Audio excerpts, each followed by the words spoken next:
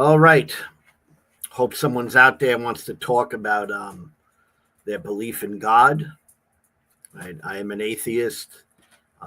Both theists, Christians of any sort, atheists are all welcome. Just wanted to chat about God and see if you might be able to persuade me that you have a good reason to believe in God.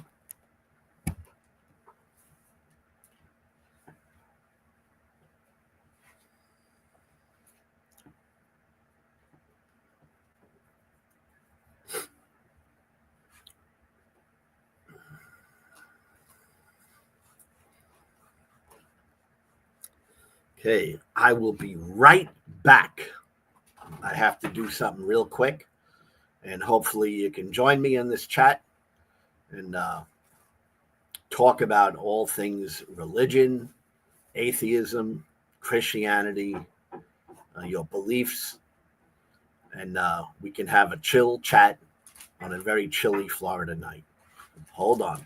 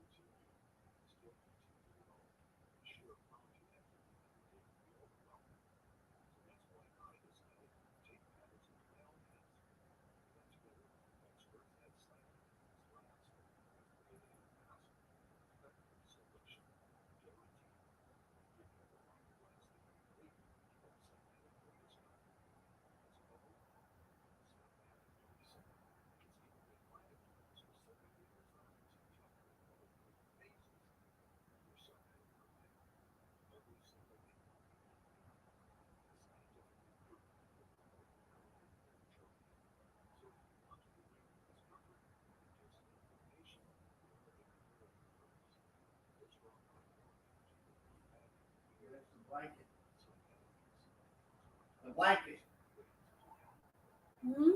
Blanket. It's on the table.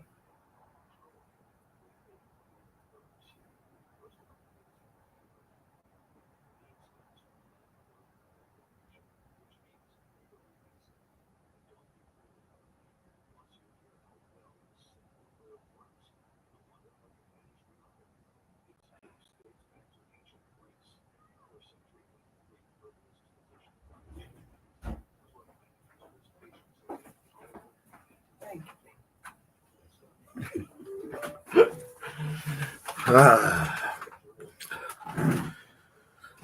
All right.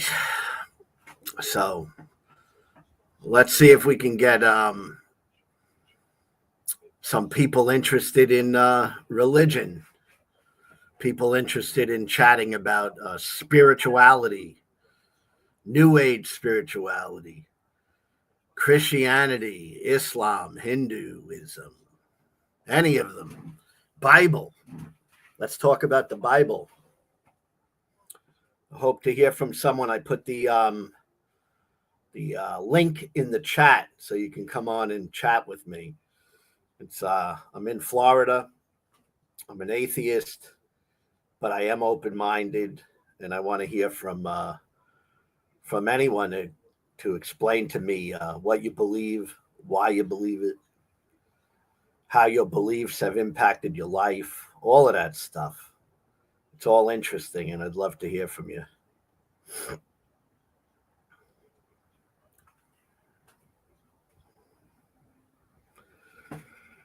So I'm just going to be chilling out. It's pretty cold here in Florida. I'm outside on the porch, and it's must be like 53 or so degrees Fahrenheit. Definitely not a warm night. Got the hood.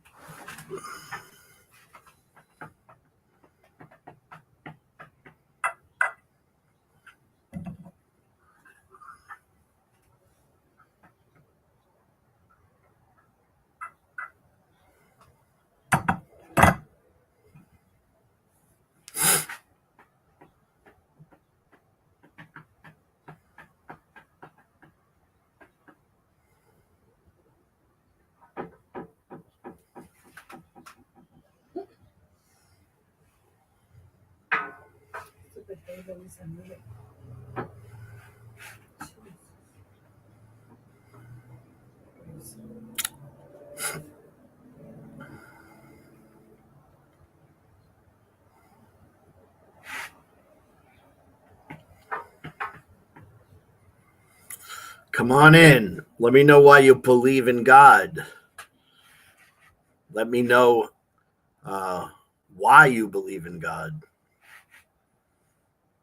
Let me know what God you believe in. Let's chat.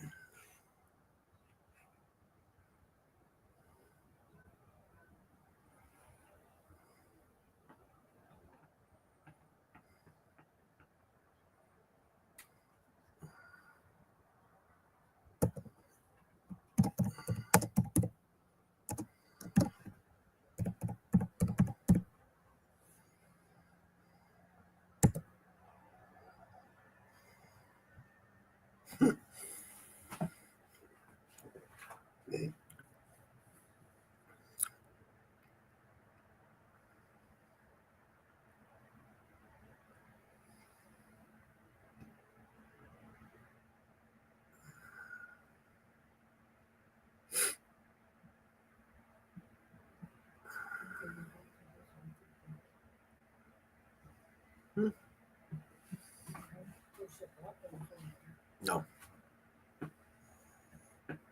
I am live.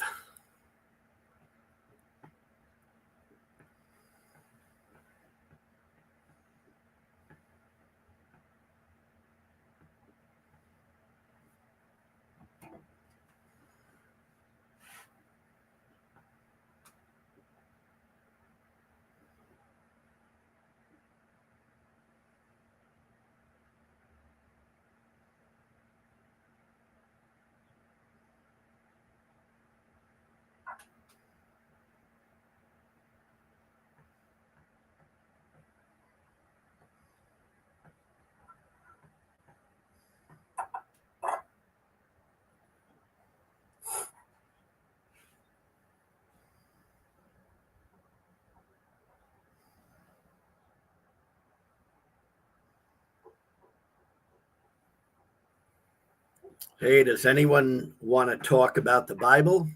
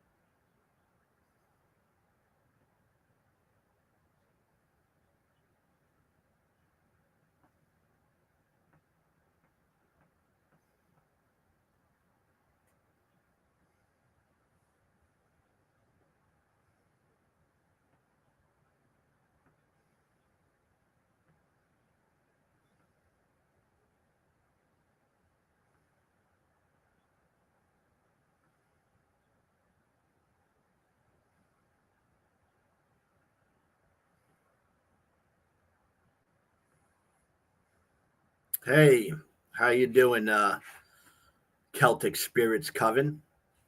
Glad to see you. I'm new to live streaming, so I've just kind of been hanging out here, and glad to see you. Yes, of course, you are welcome, without a doubt. Would love to hear about your beliefs and why you believe them.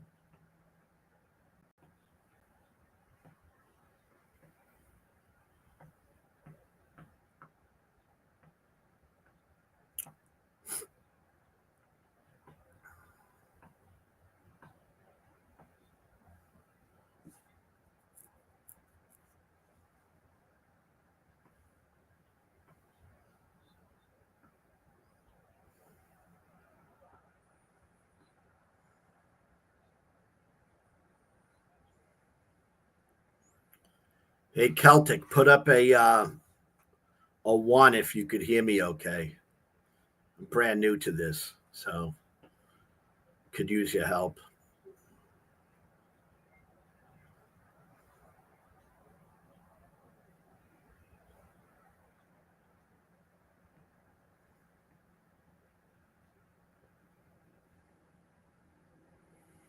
Nice. So tell me all about your beliefs. Cool. How you doing, Doc? And hi, Celtic. I left a link on the top of the chat where you should be able just to come in and talk, but you could also use the chat. Um, would love to know what your beliefs are and why you have them.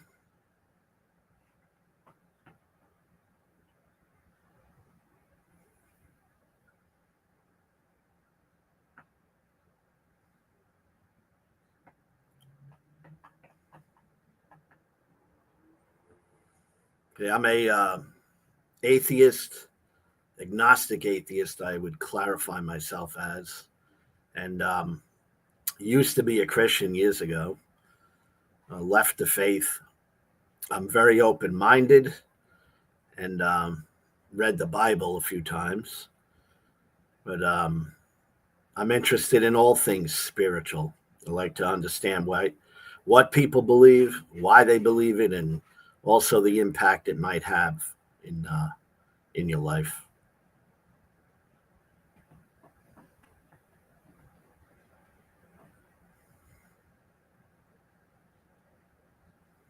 And you're welcome to subscribe, hit the like. It's what I hear everyone else doing. So would appreciate it. I want to try to build this channel now this year for 2025. Cold here in Florida tonight in the 50s. It's a little chilly, but I'm going to chill out for a while and want to get to know some new people.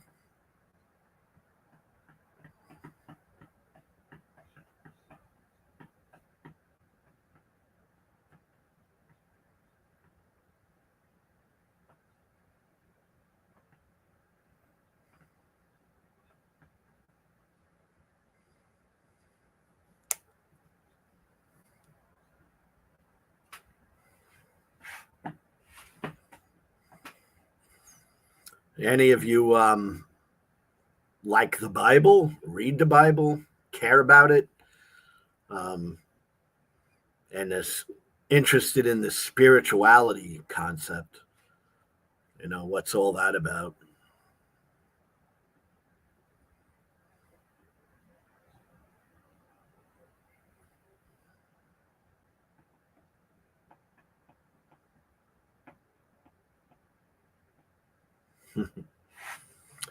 Hey, Nicholas Martin. Nice to have you. Right, you left a link at the top. I'm brand new to this live streaming, and I'm just getting used to the software. But you can pop in, and I'll learn how to talk direct to you.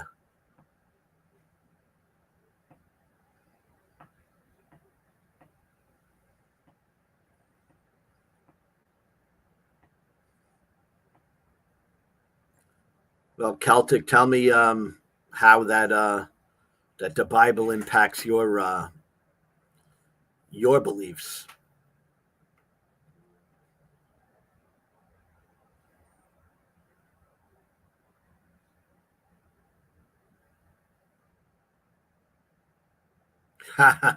Hey, Nicholas, I am really glad to have you here. It means that my my silly post worked. And I don't have many followers, so I put it in that group, and wow, it worked. Are you a Christian or an atheist or a spiritualist of any sort?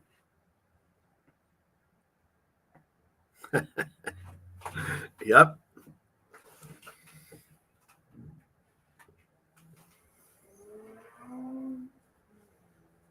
So anything anyone would like to talk about, and I answer questions, whatever they might be. It could be about anything. Just chilling and enjoying the Florida cool night tonight.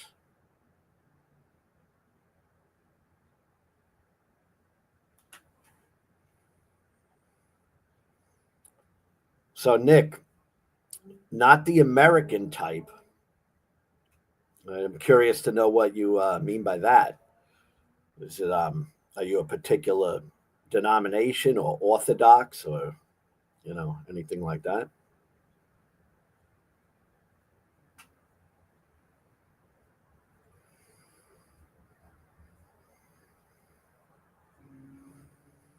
Well, Celtic, I'm a just pretty much a agnostic atheist. I don't believe in any gods.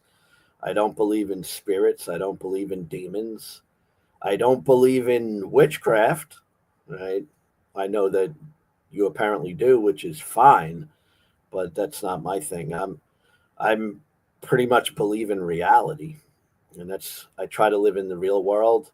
I try to discern what is true from what is false, and that's pretty much my beliefs. I mean, I determine them as I go, really.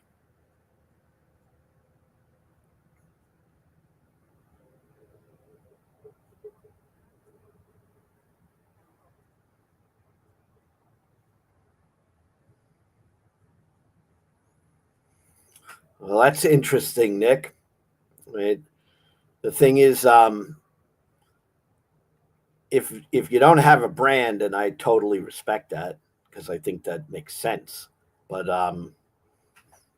do you have any foundational beliefs you've developed on your own? You know, any doctrine whatsoever?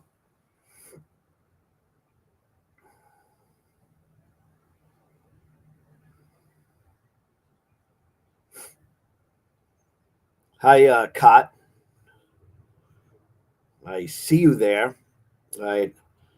Um, I'm no expert on ontology or epistemology, but I am just a regular guy. I don't study ontology and epistemology, but I certainly have thought deeply on these subjects. But I have my own opinions, not necessarily what's in a textbook. Hi, I'm from Florida, originally from Brooklyn, New York, but I live in Florida. It's a very chilly night here in Florida today. It was cold as New York.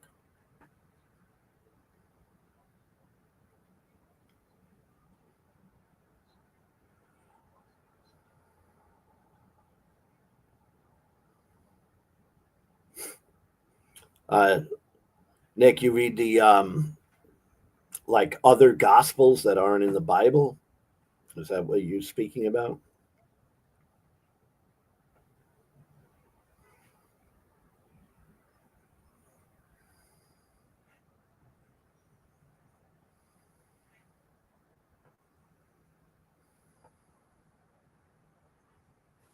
Hmm.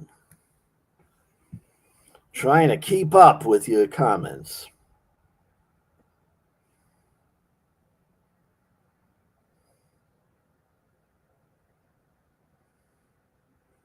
Kat, why would you say the burden of proof um, lies with an atheist? I don't get it. I'm an atheist. I'm not trying to prove anything to you. And why would I have to prove anything to you?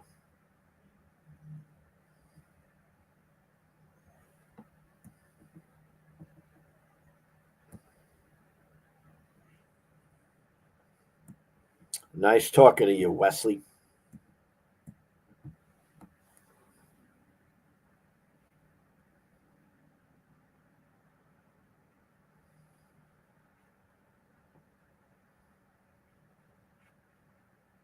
Hmm. That's an interesting take, SP. Um, I don't think that is accurate, at least for me. All right. I don't think deep down that a God exists.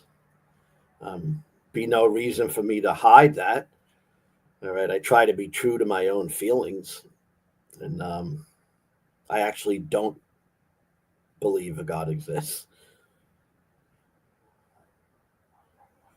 Wow. Calexico, welcome. I don't know what question I would ask you. Why do you believe what you believe, and how does it impact your life? That's what I've been wanting to start from.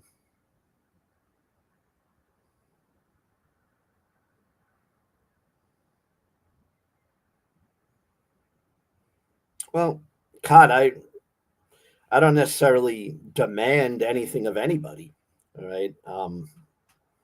I mean, I demand something for myself.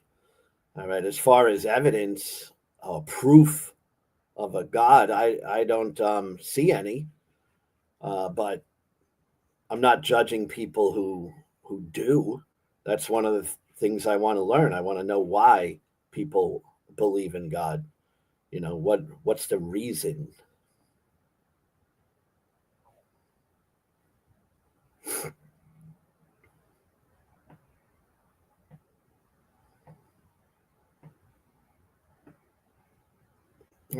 SP, not for me. It isn't. I mean, I don't believe there is a creation. I believe that there are things that exist, and I'm happy with that. But I don't know how all things came into being. Um, don't see a need to know that.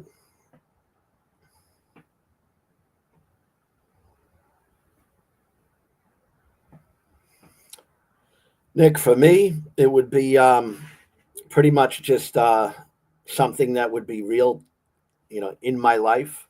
All right. If I can detect a God, if I can somehow communicate with a God, uh, just really even detect in any way. But I don't, right, other than thoughts, but thoughts I consider to be my own. So if God wasn't so hidden, I guess, or, spoke directly to me, then I'd be in.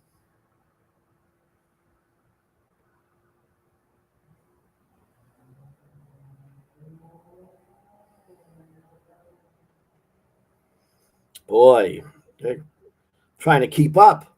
I'm amazed. Thank all of you for coming in. All right. So honored to have you here. Like I said, I'm brand new to this, so appreciate all of you. Are atheists for or against gapping? I don't know what you mean by gapping.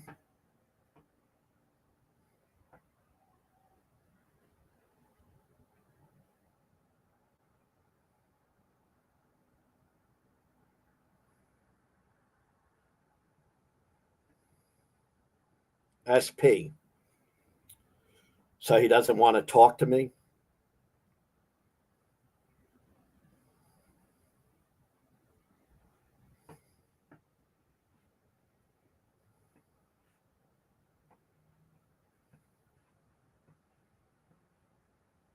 Well, Nick, I appreciate that honest answer. I mean, that's about it for me on a simple way to look at it.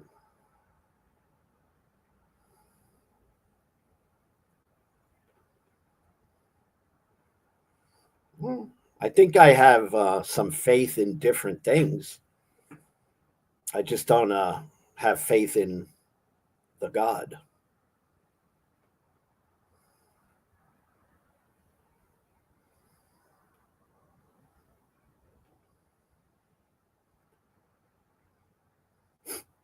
What direction, Nick? What is your research showing you? What direction are you speaking of? Hey, Jill, welcome.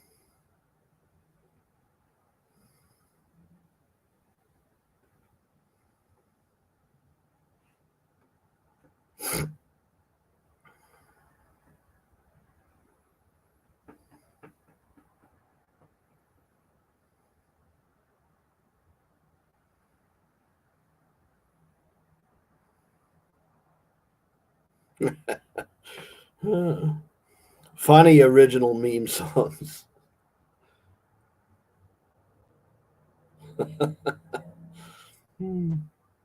No raccoons here right now. So perfectly aligned like computer code.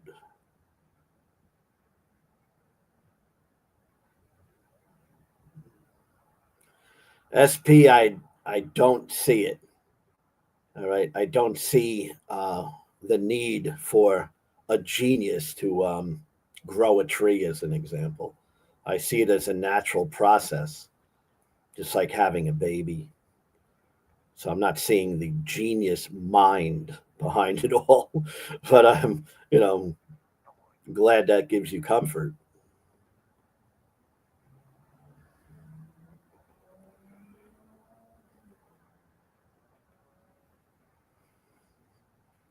Well, Nick, I don't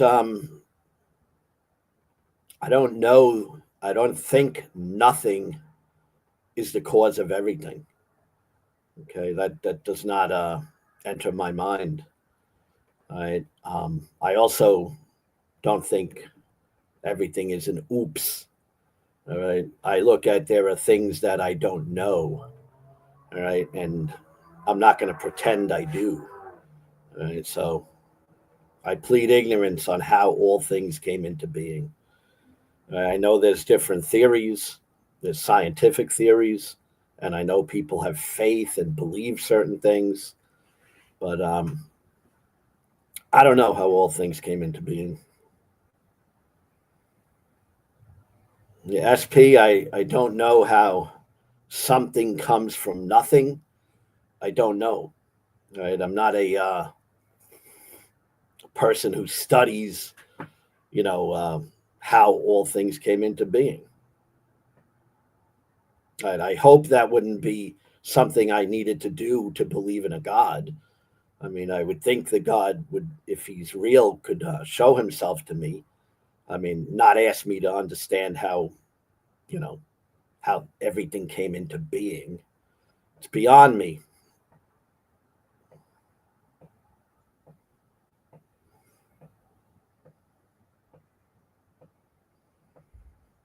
Well, Kiwi, that ain't me.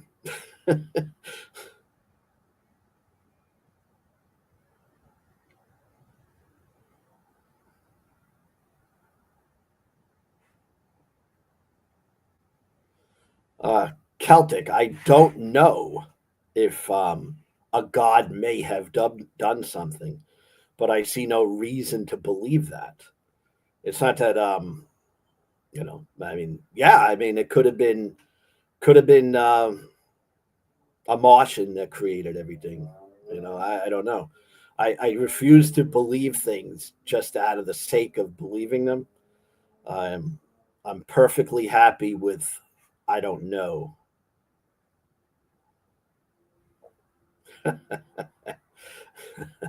I don't know, my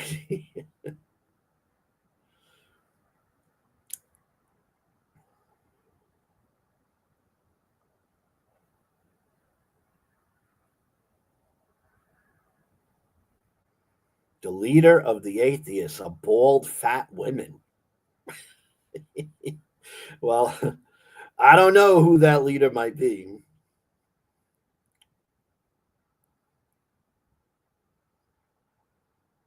When we see a painting, we know a painter painted it.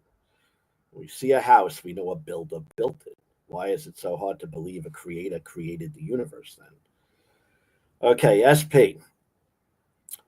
Um, I know people paint paintings. I know people build houses. I don't know how the universe came into being. And I'm sorry, it's a totally different thing. All right.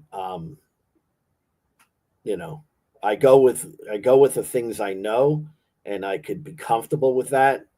But when it comes to you know equating someone building a house with someone building a universe, they just don't jive with me. They're not jiving.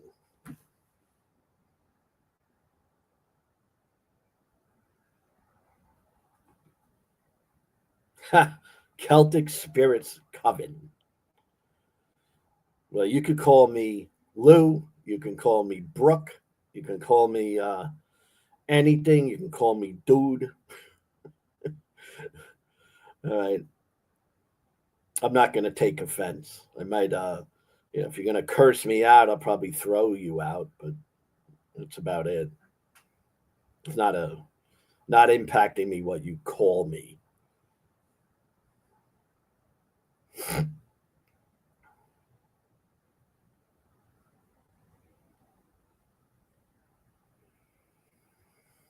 Hey, another Brooklyn. How you doing? Boy, this is cool for me. I never did this, and I got so many people. I can't keep up with it all, so I got to comment on things I see.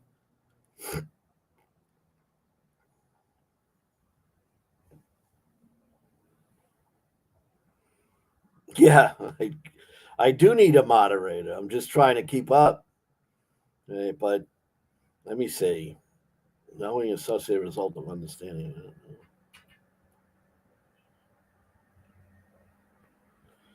Um, the art thing, I do consider a creation. Right. I also consider a building a creation. I don't consider a tree a creation. I just think it's a natural thing. Right?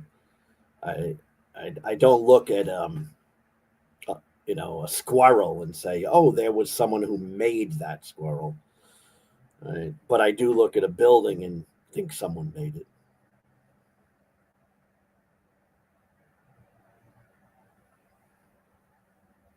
Well, SP, I appreciate that.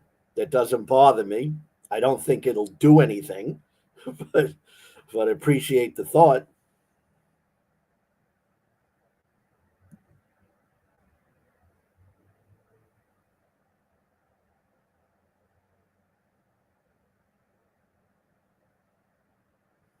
Restreaming. That sounds like a pretty cool thing.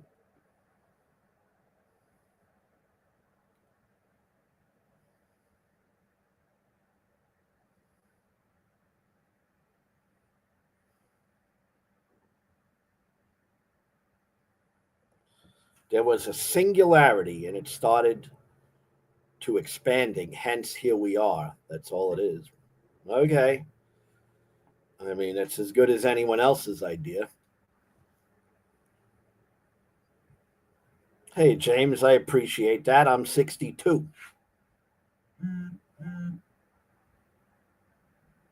I don't know anything about mods.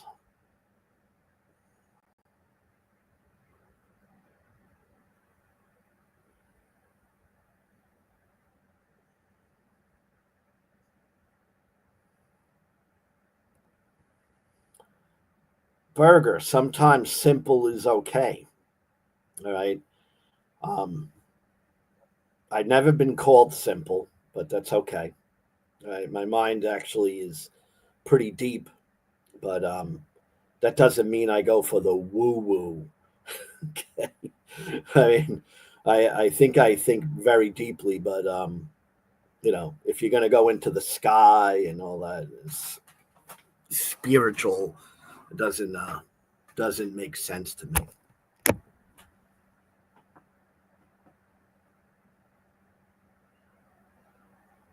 You don't look at natural as creation. So what you're doing is only associating creation with humanity. Um,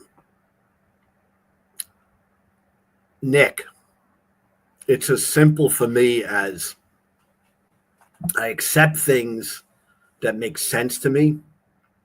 And if you're saying it makes sense that somebody, I assume you're saying somebody, created everything, that does not make sense to me.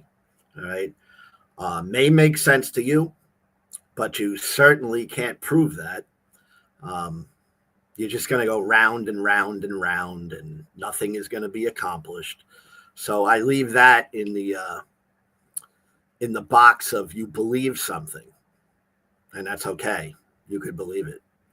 All right. I don't believe something, and that's okay. I don't believe it. But you and I both know you can't prove that a God exists. Uh, we know that. I think you probably tried a few times. And if you could do it, you certainly would win a Nobel Prize or be world famous because no one has ever done it. So, you wouldn't. A lot of people try, but nobody proves that.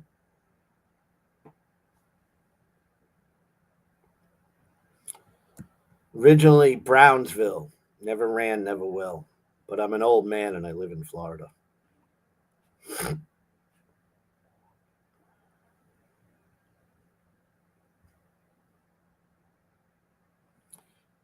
Celtic Spirits Coven. How's that? Um, I don't mind that you disagree with me, and I don't think you're my enemy. I hope you're not.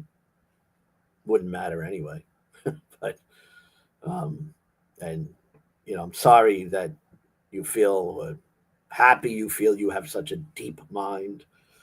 All right, it's good good for you.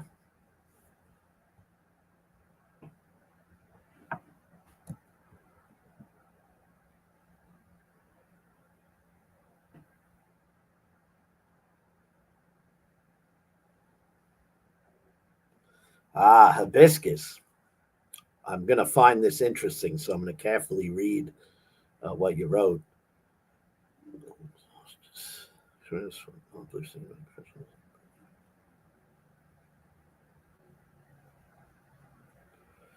Um, Hibiscus, I look at things individually. I mean, I don't know, how each person is healed from a particular illness. I do know that studies have been done on prayer and they've been shown not to work when it comes to physical healing. Uh, One of the big ones was the Templeton prayer study in 2006. And that was a peer reviewed study, and it demonstrated that prayer had no impact on healing sick people. Now, each person, yeah, they have a story, and I don't judge it. I mean, if someone gets healed of an illness, I'm happy to hear it. Right. But I don't believe in faith healing because it's never been proven to be true. I like to believe in true things. So that may at least give you a partial of my perspective on that. And near death experiences, I think they're near death. I don't think people die and come back. All right. Near death is the whole big thing in the words near death. That means not dead yet. All right. And before you are dead, your brain is still working. And there's all kinds of subconscious and conscious things that, your brain can do. It can hallucinate, it can create images. I mean, in your mind, there's so much to it, but and that's my take on near death experiences. Nobody died. Nobody came back.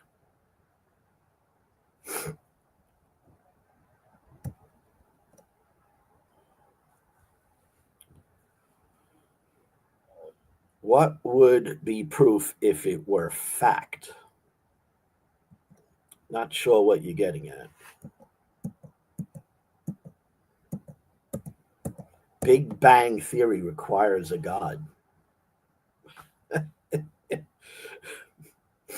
I don't know. Maybe you know all about the God, but I don't.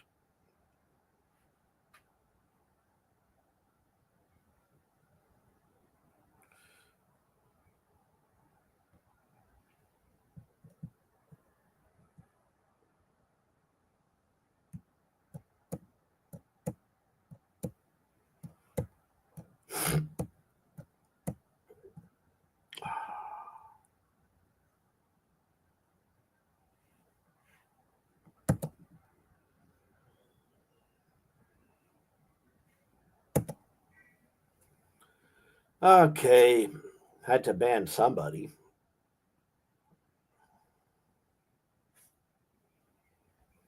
Biscuit. I'm a white nationalist Satanist. Welcome.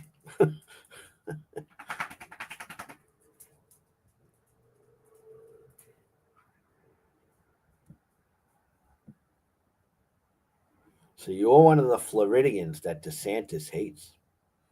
I don't know. Never met DeSantis. I don't like his politics. I will say that. He can hate me all he wants, but it doesn't impact me. Right? I'm independent, secure.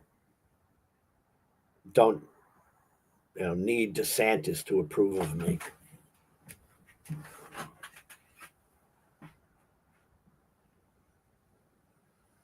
Me, ban me. Okay, you're banned.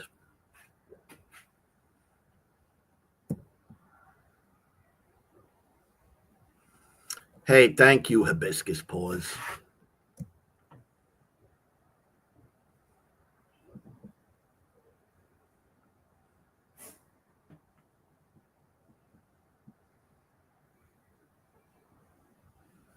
What would be proof of a faith healing?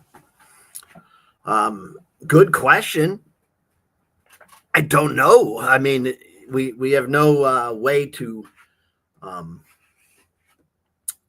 when you say something happened supernaturally, it explains absolutely nothing. So I don't know what it would be, because the only way we explain things is by actually understanding it. All right, the supernatural is beyond nature, by definition, and there is no explanatory power to saying, you know, something happened. All right, um, it's meaningless. The supernatural. When you talk about the supernatural, it explains absolutely nothing.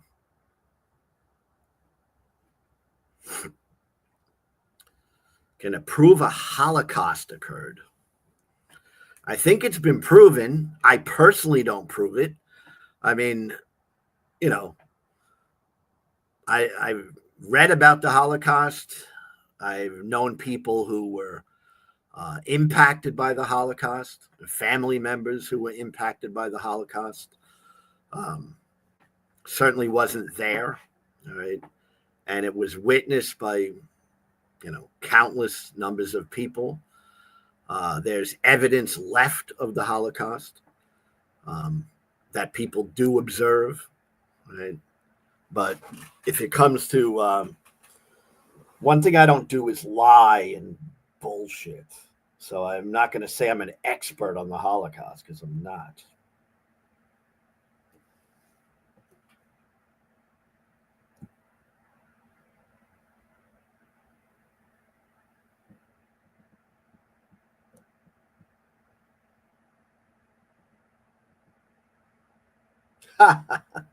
Well, Jeff, well, that would be a lie. Jeff, I want you to know something. Okay. I come from Brownsville, Brooklyn. I'm an old man. I never ran. I never will. I really don't give a shit what the guy's doing. All right. It's meaningless to me. Okay. All right. But too bad he's such an idiot. Yeah. Thank you.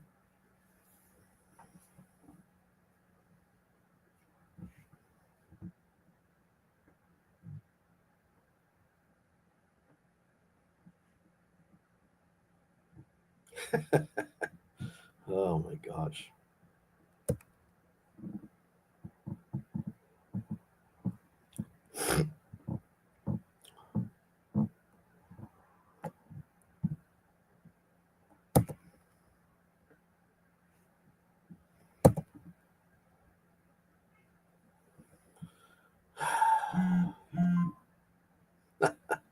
Hey, Chris, that's pretty funny. Right? But I haven't been there in a long time. I'm a rich old man in Florida, but I certainly come from there. I've had my share of fights in the day. Right? And like I said, fear is not part of my world. Right? Always it's peculiar to me when I do speak with so many Christians and always scared of everything. It's like, man, faith didn't do anything for your fear. Right? Fear is not a big thing with me at all.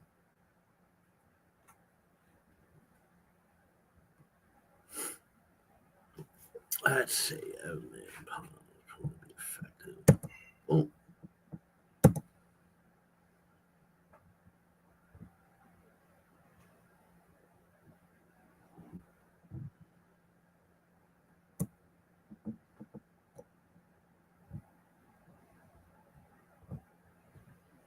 happy birthday, Nick Gear.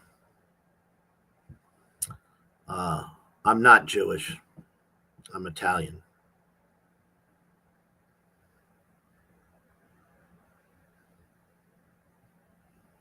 No, I never thought that.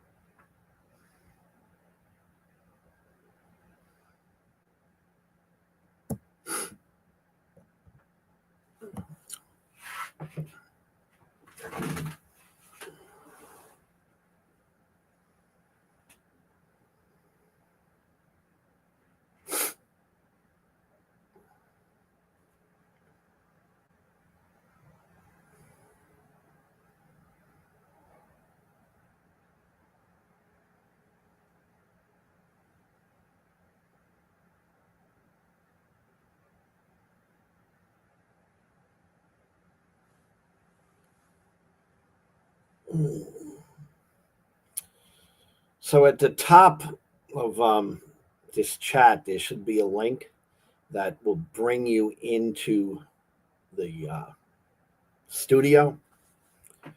If anyone wants to talk in a more direct way, pop in.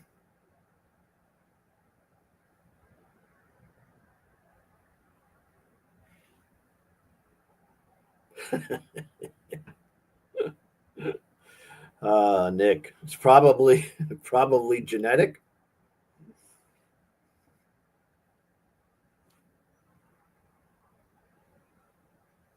Hey, pseudo Silas, I've seen you before.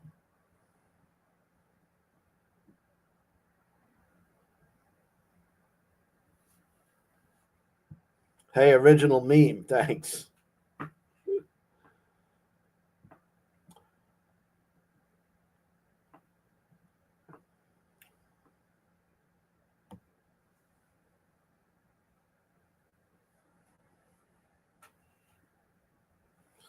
Pseudo,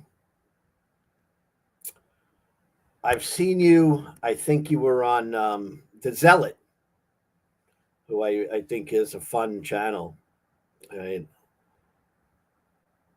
Let me try to keep up with your stuff because that will tease my brain a little bit. Unless there has to be a first mover with an uncaused cause, a mover that is being itself, that is unlimited and a pure form. This mover is what we call God. Thus, we can say God exists. Pseudo, very philosophical. All right. Philosophy offers no proof of a God. All right. Philosophy is can best be add to an argument. Right. But what I want is actual evidence, and evidence not uh, being a mind game that we play on ourselves with no real answer. Because when you talk about this first cause, definitely is possible there's a first cause. That's within the realm of possibility to me, but that doesn't mean anything to me. And to get from a possible first cause to a Bible and a Jesus and a Yahweh is, you know, very far off. So the first cause thing is an I don't know for me personally. And I don't like to pretend I know things I don't know. So if you know who or what this prime mover is, if you actually know what it is, I mean, give me some evidence so that I can know who it is or what it is.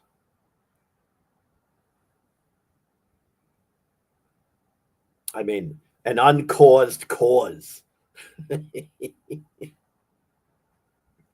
That's an interesting one. An uncaused cause. It's a brain teaser right there. Uncaused cause. As apparently the argument goes that everything that exists needs a cause, right? Tell me if I'm saying this correctly. Everything that exists needs a cause, but the thing that causes everything to exist doesn't need a cause. And that's supposed to be impressive to me. I mean, it could be impressive to people, and I'm not, I know a lot of people are impressed with that, but doesn't do it for me, you know.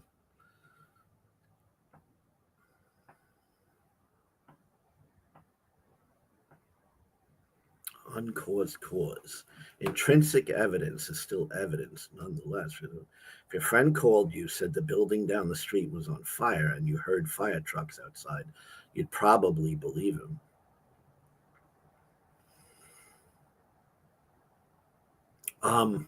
I might believe him at first, or at least take steps to help the situation.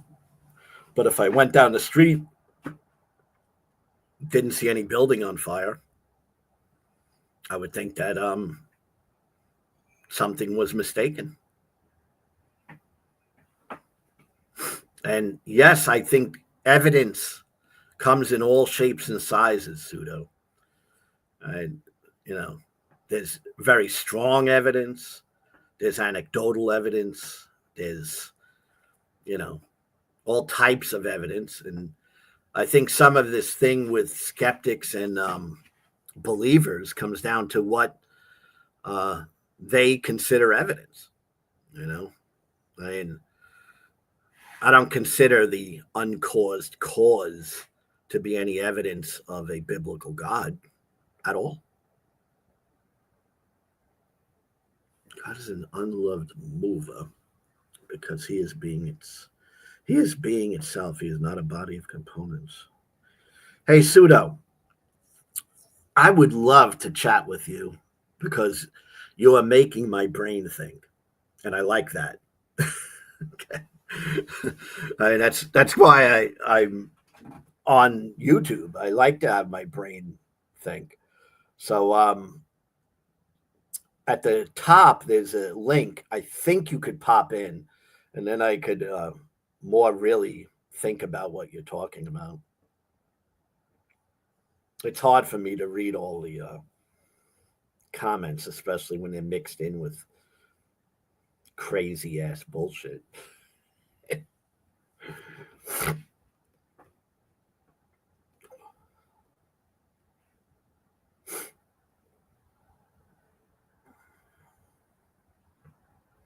God is an unloved mover because he is being itself.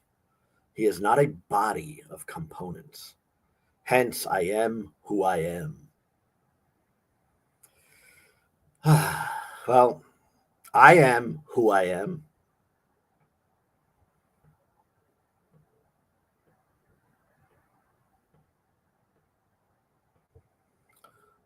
Pseudo, let me see. Let me see if I can help you with that. Hold on.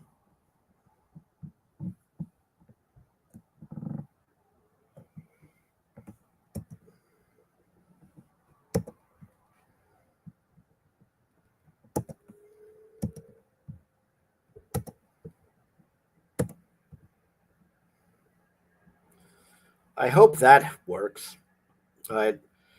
I'm very, very new to this, for real. And anything I'm doing, there you are. That worked. Hold on. Hi, how you doing? Hey, Pseudo. Glad How's to it see going? It's going. I'm doing this live stream, which I've never done before. Yep. So, it's a new experience. I'm outside and pretty cold here in Florida tonight. Yep. My girlfriend brought me a nice hot tea. Nice. So, but where do you live? I live in New York. I live upstate. Oh, okay. Must be cold there. Little bit. Yeah, I'm outside in the porch in the backyard. Got it. Yeah, but I appreciate your intellect. I appreciate your thoughts. I like it when people make me think because Nice. because without thinking, I mean, I get really, really depressed. Really, so it kind of keeps me alert. I smoke a lot of pot, Okay. and that tends to dull the mind. Yeah. So anything that can stimulate my brain, I'm all for. Yeah.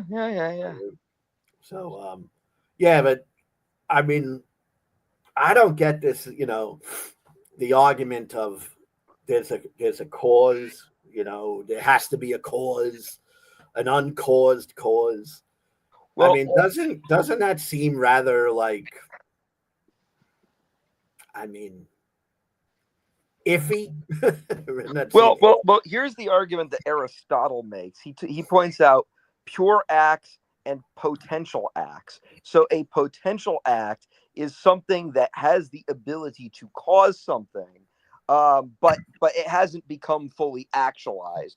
So, for example, the seeds. If you planted seeds in the ground, those seeds are an act, and they have the act to become a tree. But because the seeds haven't become a tree, that's only a potential act. It's only a potent act. It's not a pure act.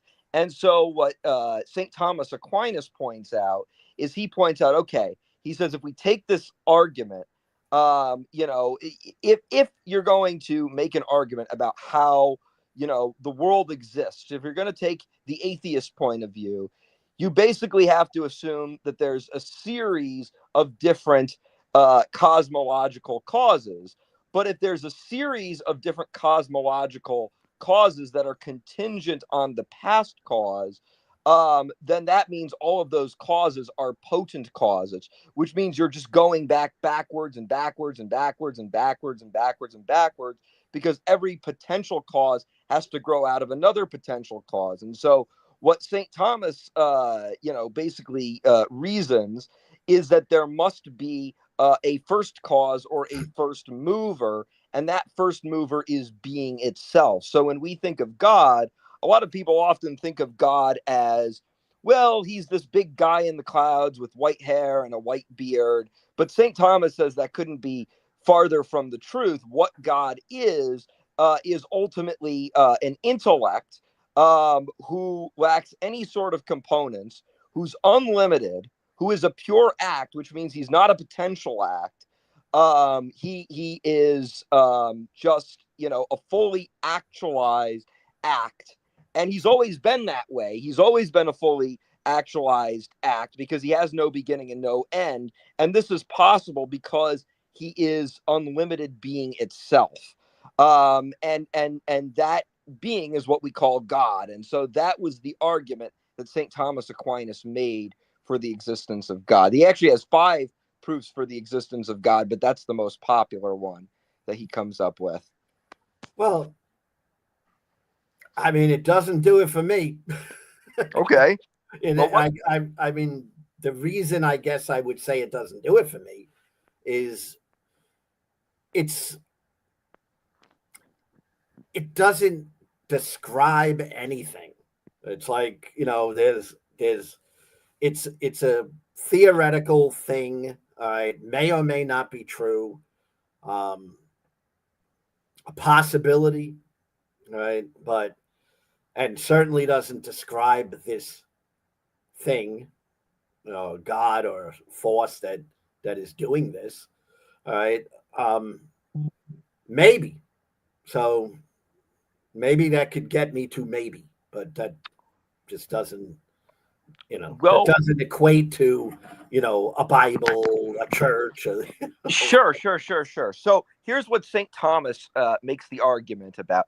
So he says the intellect itself, the being itself is an intellect. We call that intellect God based on our position as humans. He basically says a lot of the typology that God gives himself throughout the Bible is based on trying to translate to us who he is. So, for example, with Jesus, when he says Emmanuel, that means God is with us, or naming him Jesus, that means God saves.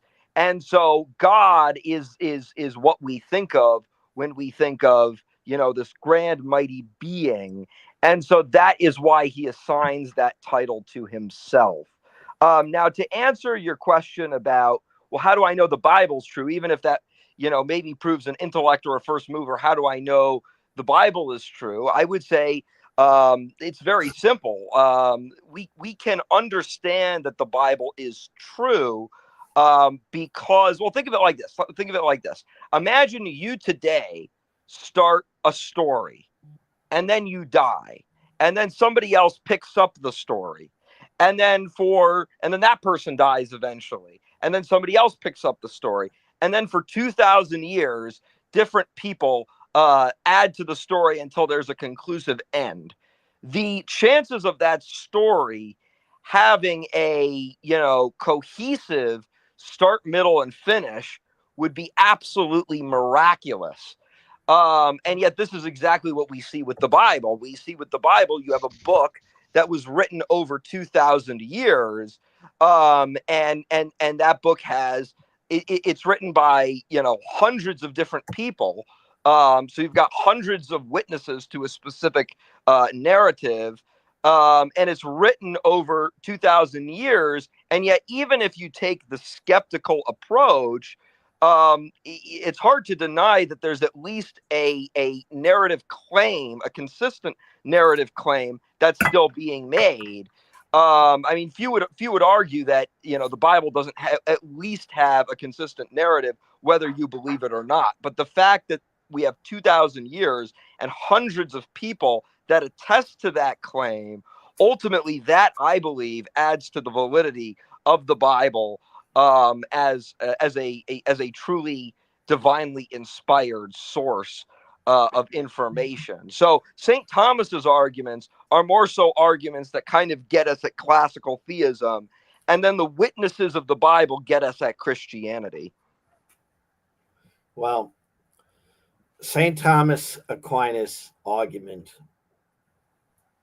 doesn't prove a darn thing about this thing. Doesn't even prove that that is actually true. All right. Like I said, that would bring me to a maybe. All right. And the Bible being like so accurate, that just, I mean, I've read the book. Okay, so I'm sorry if I must disagree with you about it being accurate in any way, shape, or form. I mean, we don't even know who wrote these books. And there's consistency, yeah, but that's no different than there being consistency with anything that's copied over and over. I mean, if I have a document and it's copied over and over, there may be consistency. It may be very accurately copied, but it certainly doesn't mean what's in it is true. All right.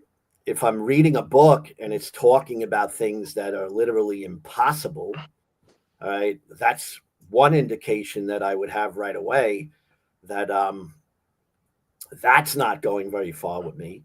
I mean, inaccuracies. I think there's inaccuracies in the Bible. I mean, I don't have a Bible with me, and I'm not a person who's going to be able to quote you this scripture, that scripture, because I don't even read the Bible anymore. But I certainly know enough to know there are contradictions for sure. All right. And there's inaccuracies, there's errors in words. So, and we don't know who wrote most of it.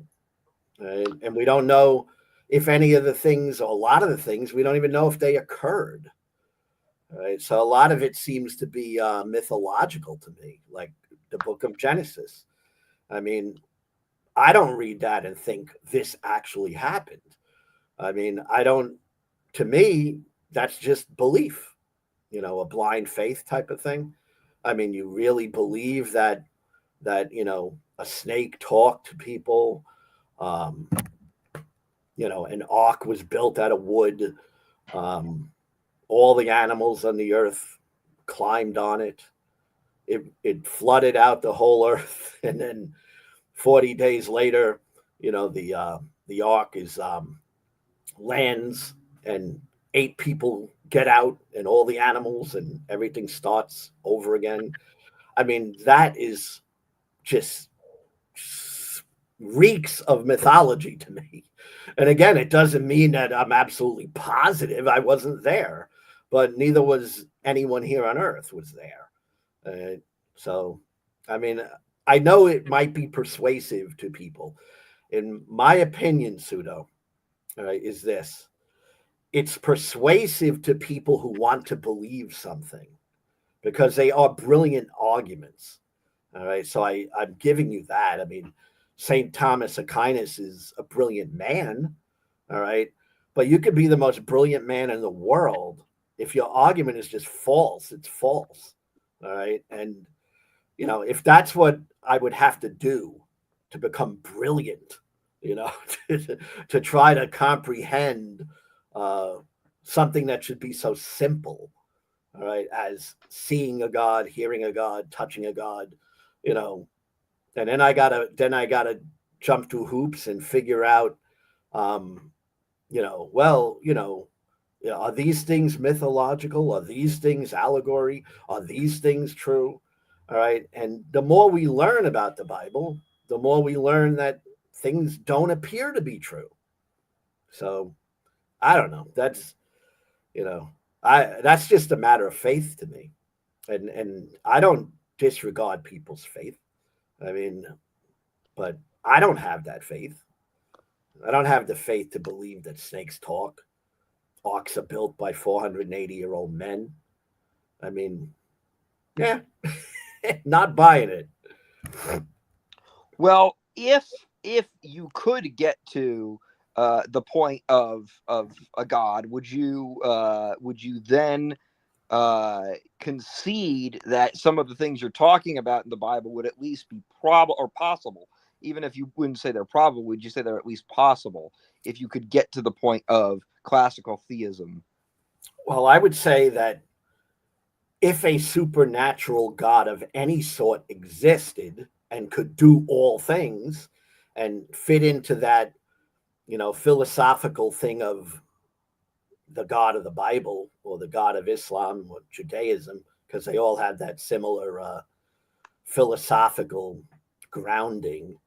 All right. If such a thing exists, if such a somebody existed, well, yeah. I mean, then anything is possible. Then anything could be possible. I mean, it could literally be possible that the God is evil and is just lying to people. And, there's countless, infinite things that could be possible with that sort of God. Right. Right. And we would say that that's not probable because of the consistency of scripture. I mean, again, um, you have um, you have this Bible. You have a Bible which is written over 2,000 years. Is written by multiple different authors, and yes, things can be copied. I will give you that. Things can be copied. Things can be added to. But I mean, imagine it like this. Imagine J.K. Rowling writes chapter one of Harry Potter, and then J.K. Rowling, dies, and only chapter one is written of Harry Potter.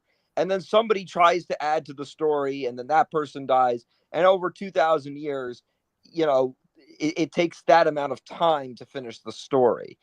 The chances of that story being 100% accurate, or not accurate, but 100% consistent, in the sense that it has a start, middle, and finish, and has a consistent narrative, I would say are pretty slim. And yet we have multiple different. We have that with the Bible, and we have multiple different witnesses to that narrative. What? Who is a witness of the events of the Bible? Like Well, that would be a simple question, right? sure. Who is it that you think is a witness to the things of the Bible? Well, we would say the people who wrote scripture, but their reliability is ultimately tested by the consistency of that claim over a period of time. Think of it like Ooh. this. Think of it like this. Imagine one of the things detectives will often try to do when they're trying to figure out a case is if they only have so many witnesses, they'll try to go through a bunch of different witnesses, get their side of the story, and then they'll try to come to some sort of narrative about what happened, and that ultimately guides the case of the detective. If we do that same thing with scripture, we can see that you have multiple different witnesses over a period of time that are making different claims, and if you add it all up, it all seems to fit into this specific narrative that is being claimed throughout Scripture, that all seems to, build up to that narrative, but is attested to by hundreds of different people. Now compare that to Islam. In something like Islam, you've got one book, the Quran. You compare that to some of the pagan religions. The pagan religions often have individual books that don't really relate to each other. They're about different gods. But with Christianity, you have multiple different witnesses that claim to attest to a specific event that they witnessed, or had some relation to. And when you put it all together, we see a consistent story over that period of time. You again, who is, or name a person that was a witness of these events. To say there's a story about it, I mean, that's great. Right? But I don't see any witnesses to these events at all. I So mean, just because something was written certainly doesn't mean that's a witness. All right. The fact is, as far as I understand, there was oral tradition prior to these things even being written. And oral tradition, you could say, oh, they got everything right because they were from a different culture. But ultimately, I mean, I wouldn't trust oral tradition to tell me what happened 40 years ago. I mean, I they might get some things right. They might not. All right. But who is it that you think witnessed any of this? I mean, you're uh, going to say, well, there's a book written and it was copied really well for 2,000 Well, years. we're not Okay. saying the book itself was copied. We're saying there are multiple different books written by multiple different people over a period of time, and it all Okay. builds up to a specific narrative. We're not just saying, well, the Bible itself was copied over and over and over again. So, for example, the book of Genesis tells a different story than, say, the Gospel of St. John.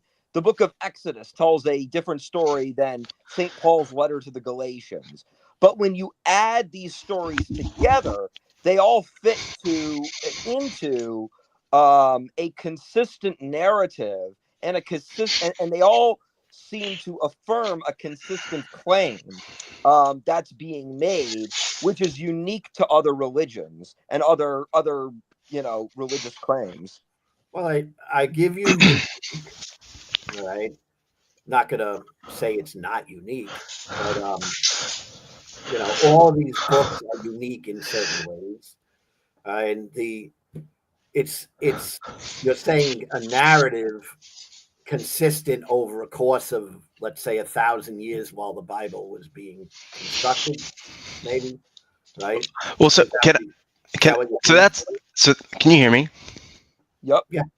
So that's what I was wanting to press you on.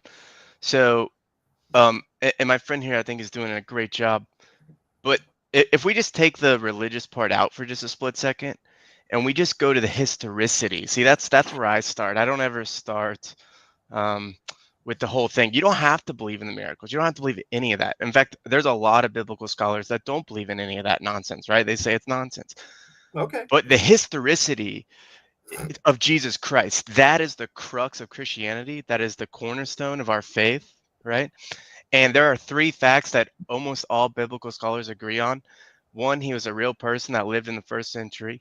Two, he died under Pontius Pilate via crucifixion. And three, his followers genuinely believed that he rose from the dead. And you would say, well, this is just writings. That's fair. But one, Jesus' claim to fame is that he rose from the dead. We have the first Corinthians 15 written within 3 to 5 years of Jesus' death in Judea, right? So this isn't like a mythology that started. So All what myth, is your best all explanation for the mythologies start facts? somewhere, Ty.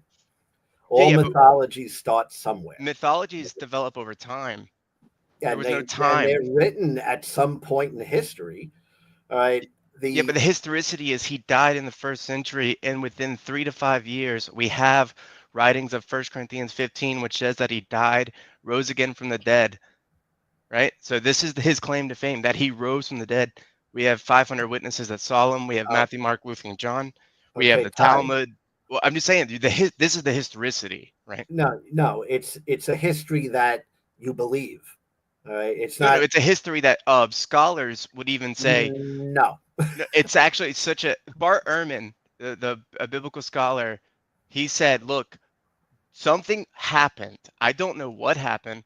I think maybe he had a twin brother, but the problem is there's so much historicity evidence to back up something happening. That's why they do believe that they genuinely believe he rose from the dead because that's what the evidence supports.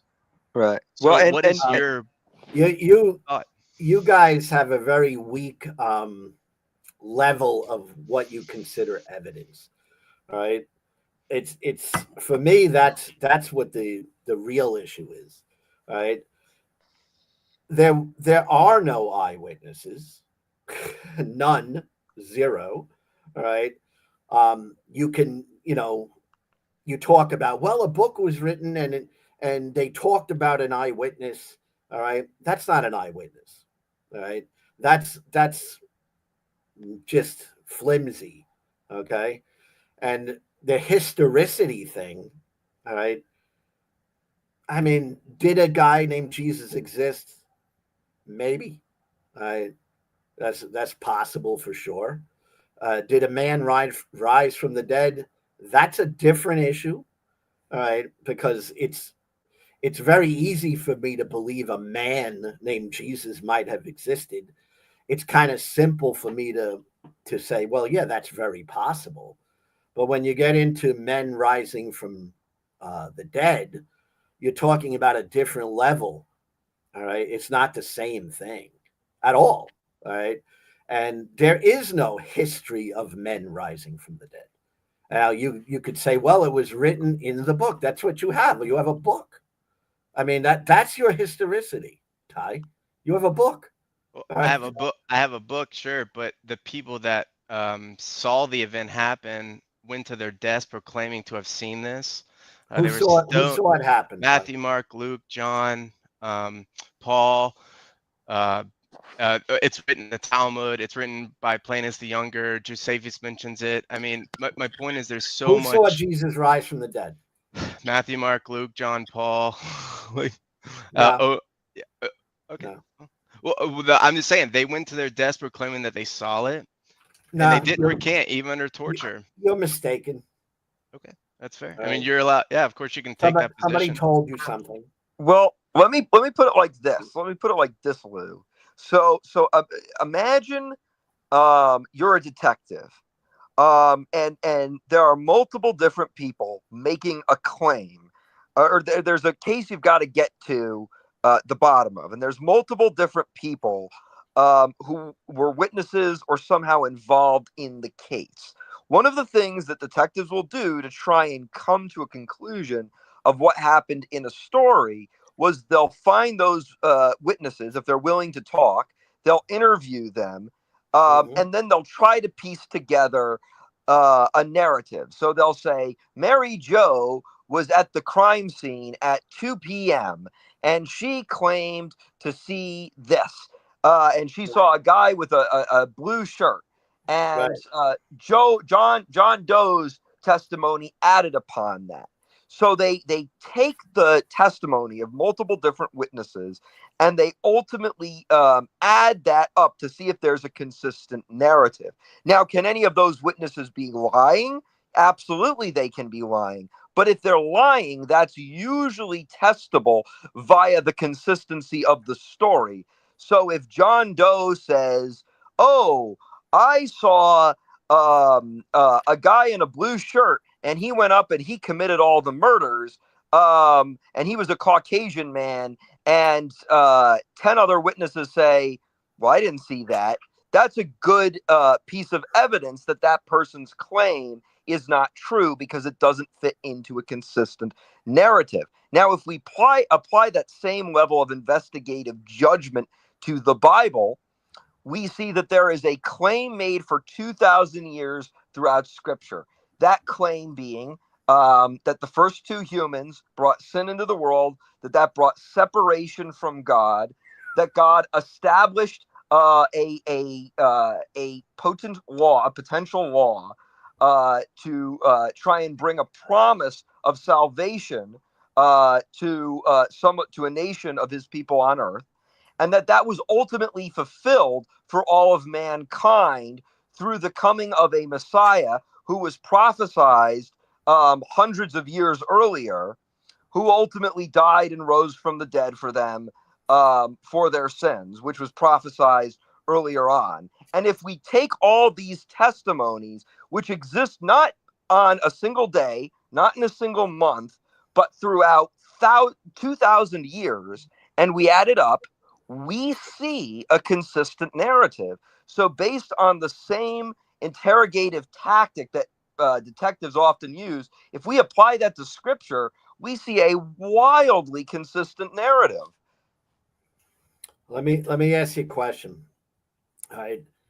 If there's a detective today Mm-hmm. who wants to figure out if Jesus rose from the dead 2,000 years ago, and he Mm-hmm. wants to bring that case to court, Mm-hmm. do you think he'd win it with all the hearsay and well, we actually couldn't talk to anybody, but 2,000 years ago somebody wrote that somebody seen something.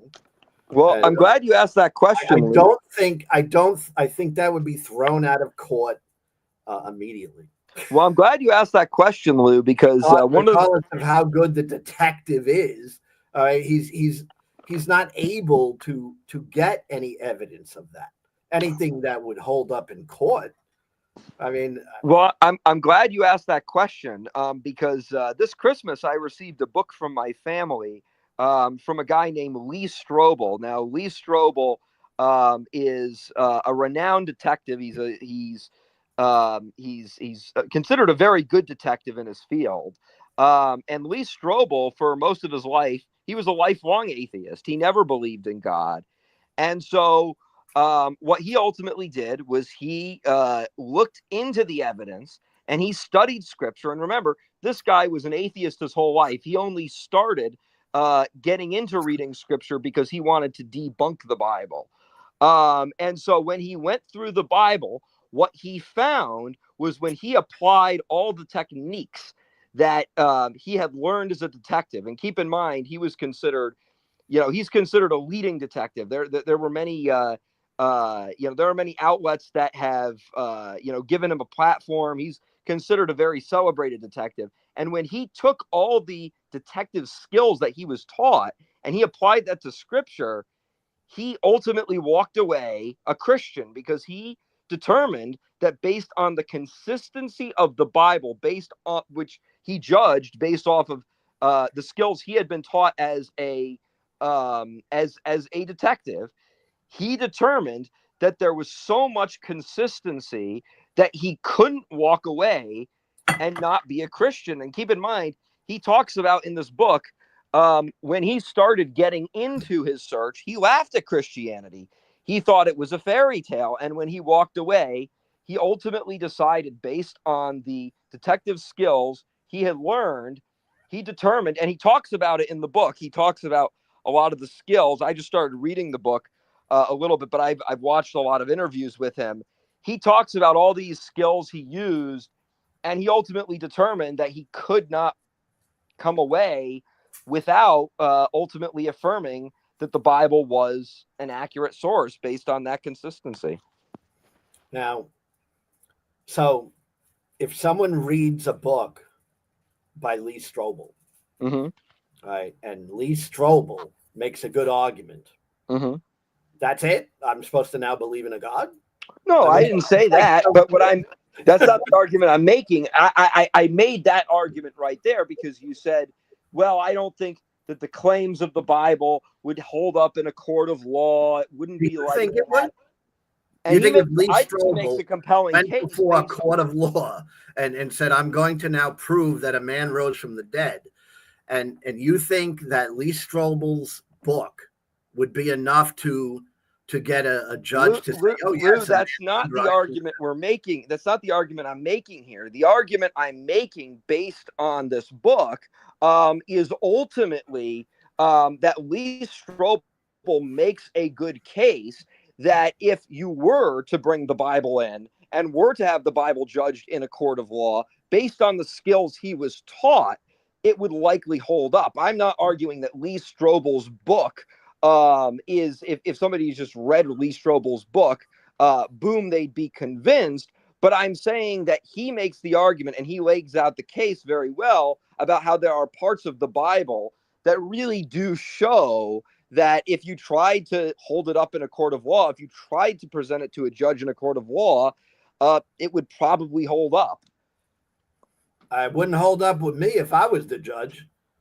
I would say that's a pretty bad judge. Okay. Right? Because Lee Strobel is just a dude.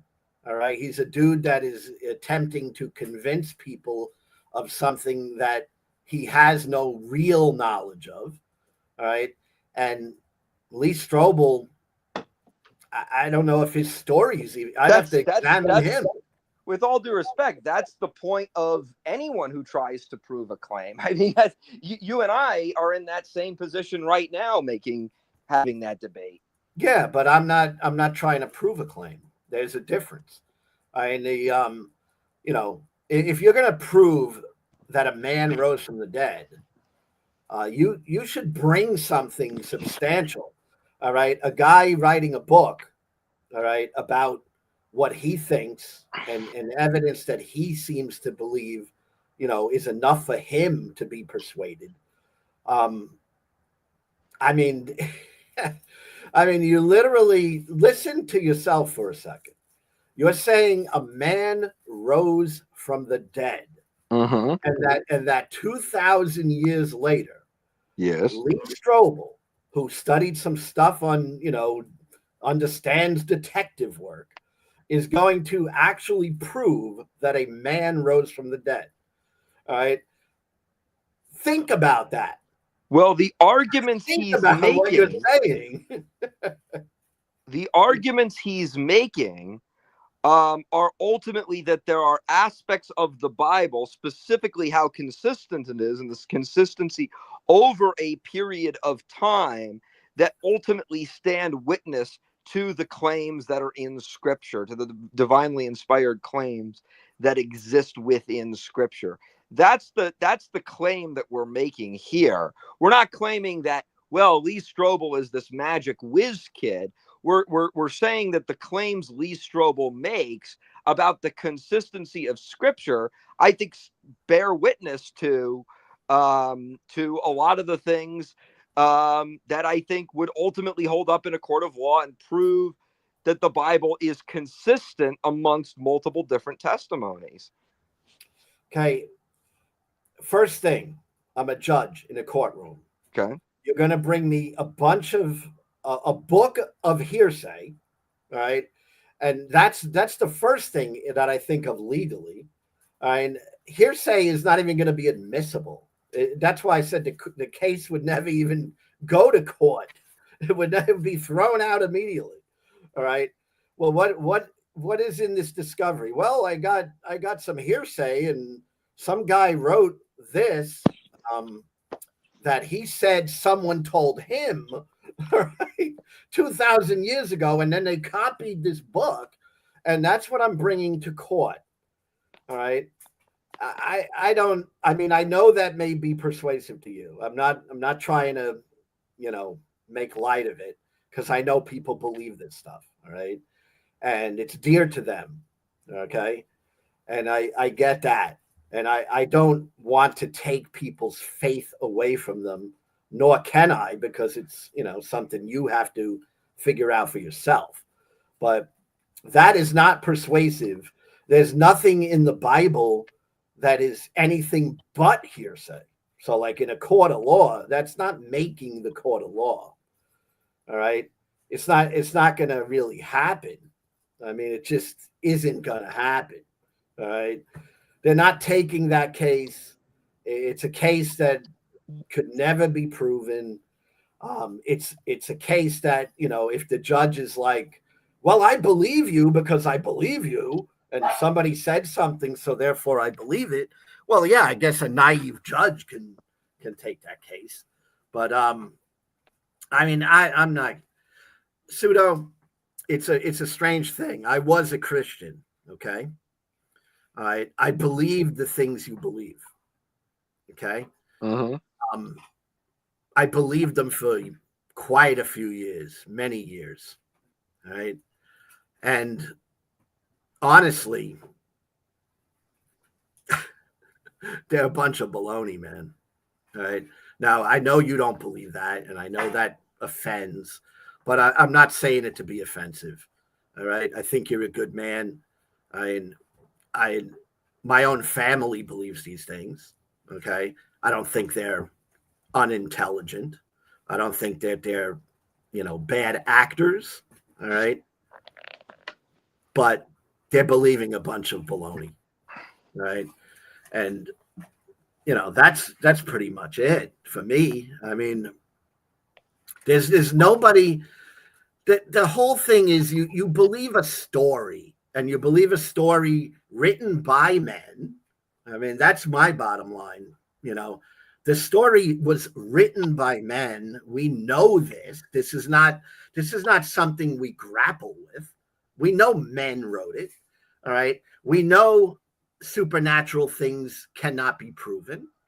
Right? We know that there's mythology that's similar to this. I mean, we know all these things, and then we read a book written by this apologist and that apologist, and this guy says that, and when it all comes down to the bottom line, they don't prove anything, nothing. It's like it's literally empty words, man. It doesn't amount to anything. It's like it just doesn't, I mean, I haven't read Lee Strobel, but I've read guys like Lee Strobel. I read Josh McDowell years ago, Norman Geisler. Um, I kind of believed some of this stuff. I was tricked and fooled into believing some of this stuff, but when you go deeper and deeper and deeper and deeper, and you seek truth, seek truth, seek truth, you find that it's empty, man. All right, it's just it's a belief, and that I give it. I mean, it's a belief, and it's a belief that can be held, and it's a belief that may make people happy, and it's a belief that may be important to millions and millions of people. But at the end of the day, it is a belief. That's it. It's not provable, not gonna be provable. Right? If it was provable, we wouldn't be having this discussion. Right? If you were able, or Lee was able, or anybody out there was able to prove the existence of a God, we would not be having this discussion. Everybody would know it. Right? That's it. I mean, unless you think a Satan comes in and, oh, I'm going to fool these stupid people over here. All right. We wouldn't be having this discussion if God was real. I would say it's extrinsically provable. I think when it comes to the consistency we see in Scripture, I think that's unique to some of the other religious claims that are being made. Again, I'll go back to the Quran. The Quran is one book. The Bible is, the consistency of the Bible, the fact that it all adds up to a story throughout 2,000 years is something we don't see anything else. I at least that I can think of. Feel free to chime in if you think of anything else, but it's unlike anything else I can think of with any other religious claim. I mean, when it comes to some of the pagan groups like Hinduism or Buddhism, you don't really see a consistent narrative throughout multiple different books that all contributes to that narrative. It's more so that you see multiple different books that are just their own story, or in the case of Islam or Mormonism, you have one book. But with Christianity, That's a unique claim. Now, your argument is, I think you're trying to, and again, correct me if I'm wrong. I don't want to mischaracterize your point Hey, here. you are very kind to even put up with me. But it But seems that's like you're okay. making an intrinsic argument here. Like, well, we can't intrinsically just point to this thing and say, well, the Bible's true. And I would say just because something is not intrinsically provable doesn't mean it's not extrinsically provable. Again, I'll go back to the example of you're in your house. A person calls you and says, hey, a person who you trust calls you and says, "Hey, the building down the street is on fire." And then you hear two fire trucks in the background.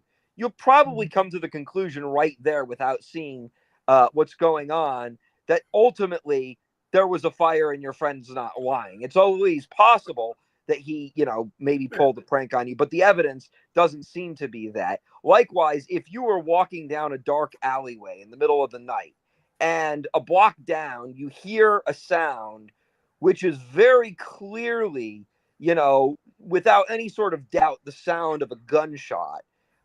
Even though you can't see the gun being fired, you wouldn't say, well, hold on, let me go over to see if a gun's been fired. You wouldn't need to say, well, let me go through a channel of resources to see if the gun is being fired. You would probably be able to distinguish based on that event that a gun had been fired. So faith is not just close your eyes, close your eyes, close your eyes. It is ultimately based on evidence, but it is, largely supported by extrinsic evidence. And The when thing you with the have, fire, all right. uh, The thing with the fire, right? mhm. Again, I would tentatively, want to believe my friend who said that, the house is on fire. All right. Because I know my friend Mhm. and he's real and he's not, thousands of years ago. But I would tentatively believe that. All right. But if I went down the street and saw no fire, then I'd have to question why did you tell me this? All right. Um, to equate that, like your friend saying there's a fire, all right. Like I said, even if my friend told me that and I went down there and I did not see any fire, I would question my friend. But All if right. you go back to my example, I didn't just say in the example that the friend claimed that the house was on fire. I also claimed that in the scenario, once you're on the phone with your friend, you hear outside your window two fire trucks. If you hear those two fire trucks and your friend is on the phone saying, there was a fire downtown, in that scenario, it would seem like that evidence seems to largely support that there's a fire downtown, even though you haven't seen the fire yet. Those two things, I think, correct me if I'm wrong, would probably lead someone to, I would think, naturally believe right then and there that there was a fire going on downtown. I mean, there's always the off chance that the friend maybe bought a special effects team. Maybe he spent money getting a special effects team and it was just an elaborate hoax. But which seems more likely, that the friend is telling you the truth when you hear the fire trucks outside, or that the friend just, hired an elaborate, special effects team that's ultimately trying to fool you? I would say the former probably seems more Again, believable than the. I would tentatively believe my friend and see if I could help. That would be my reaction. Right. Sure. But certainly, there have to be further investigation as I go down the road and start looking around. Right, What I'm saying? but the point I'm trying to make is, if you were on the phone with your friend and then all of a sudden you hear outside two fire engines, in that moment, before you see anything else, in your mind, you probably are going to come to the conclusion that my friend's telling the truth because A, I trust this person, but also B, there's fire trucks wailing right outside my window. So unless it's a big giant coincidence or this is just an elaborate prank, it's probably my friend telling the truth. And I think you'd come to that conclusion very definitively. Correct me if I'm wrong.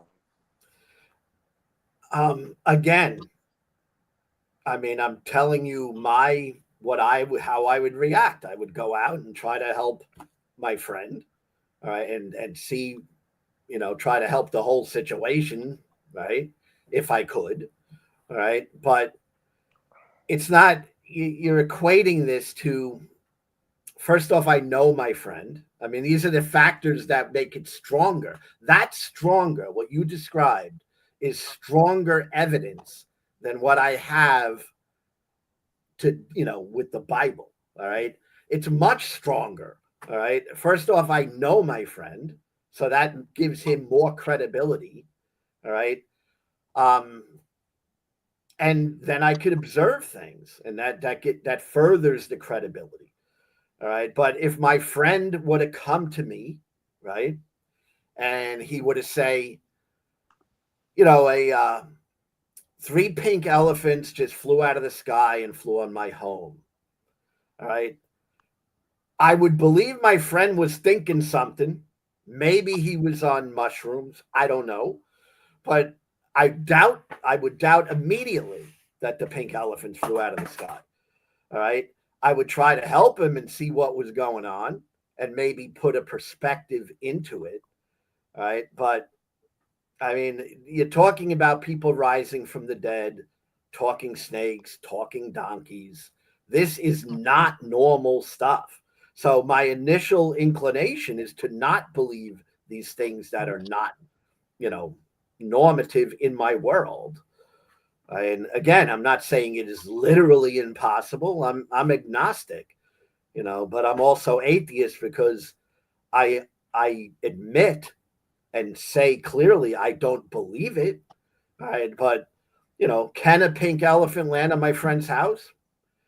Yeah, I guess. I mean, it is possible, but likely, very unlikely. All right. And to go into court with a case that is so highly unlikely, all right, with hearsay,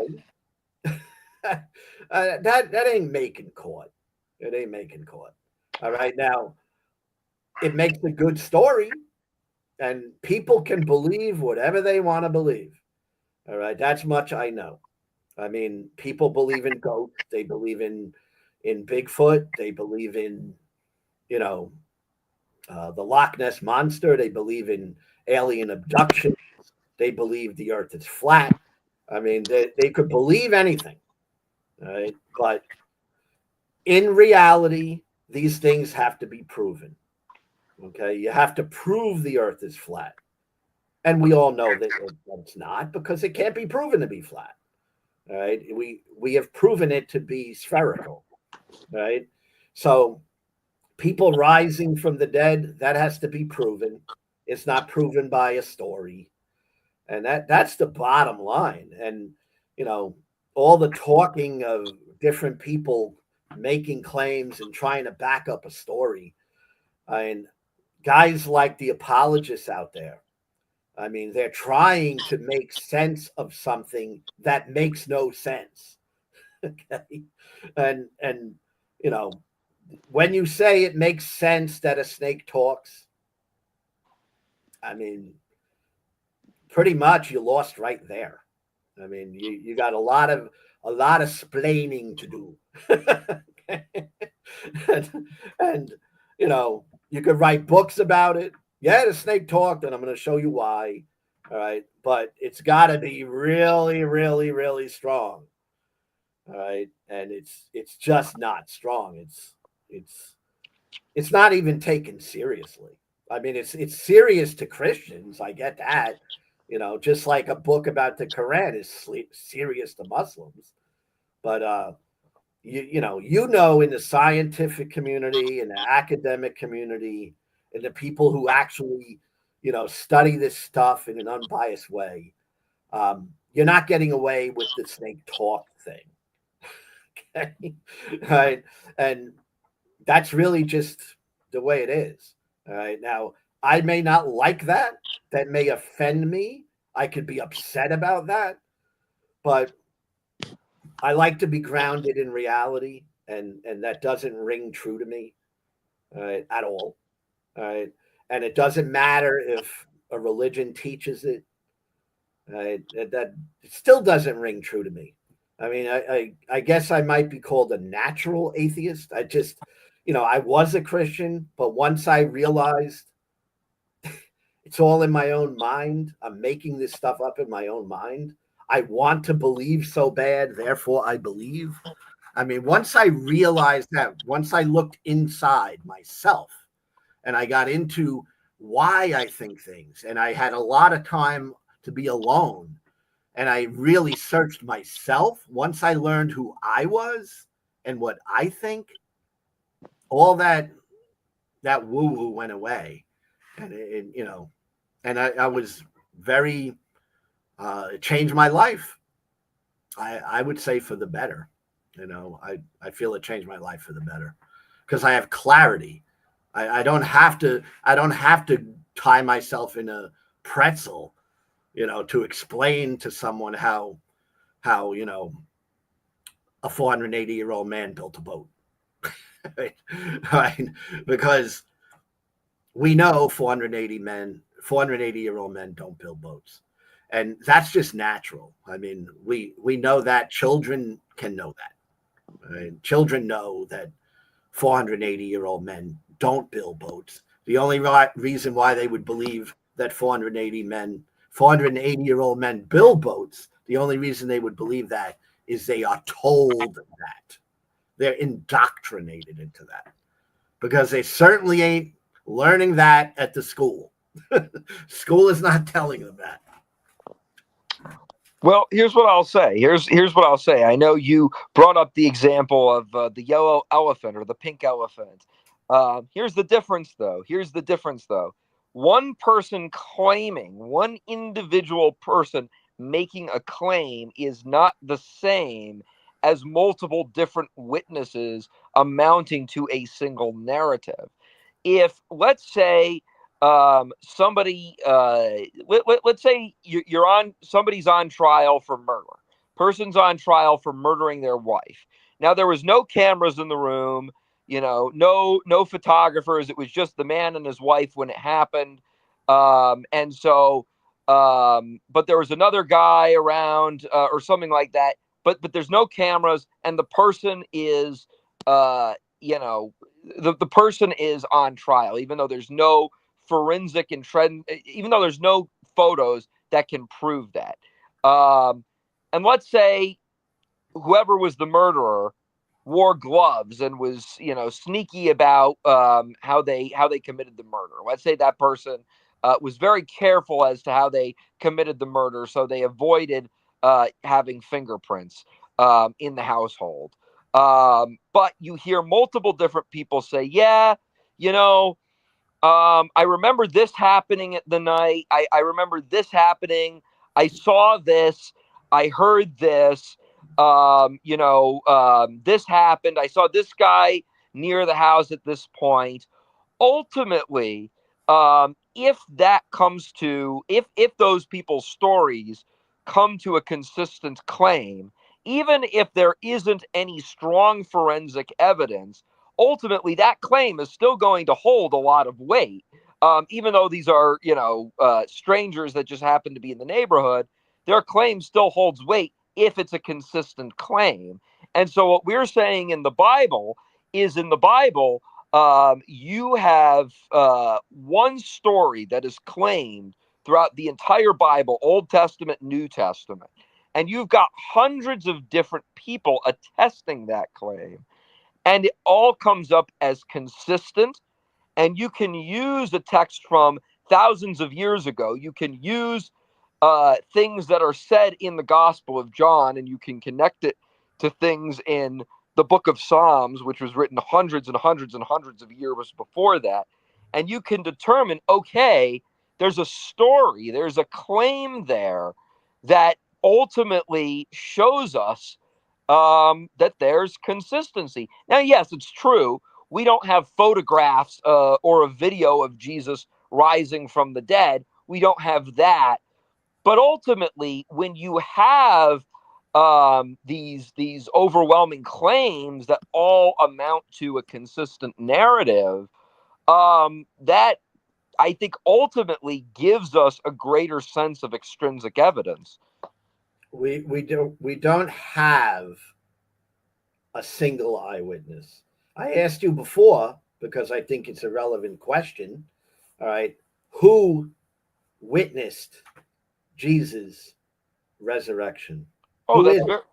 And Well, and, there's and you didn't give me a direct answer, so it sure, is. sure, sure, sure. So I'd be happy to answer that. So, Saint Paul, in the Pauline letters, mentions a number of witnesses that all witnessed Jesus at a different time.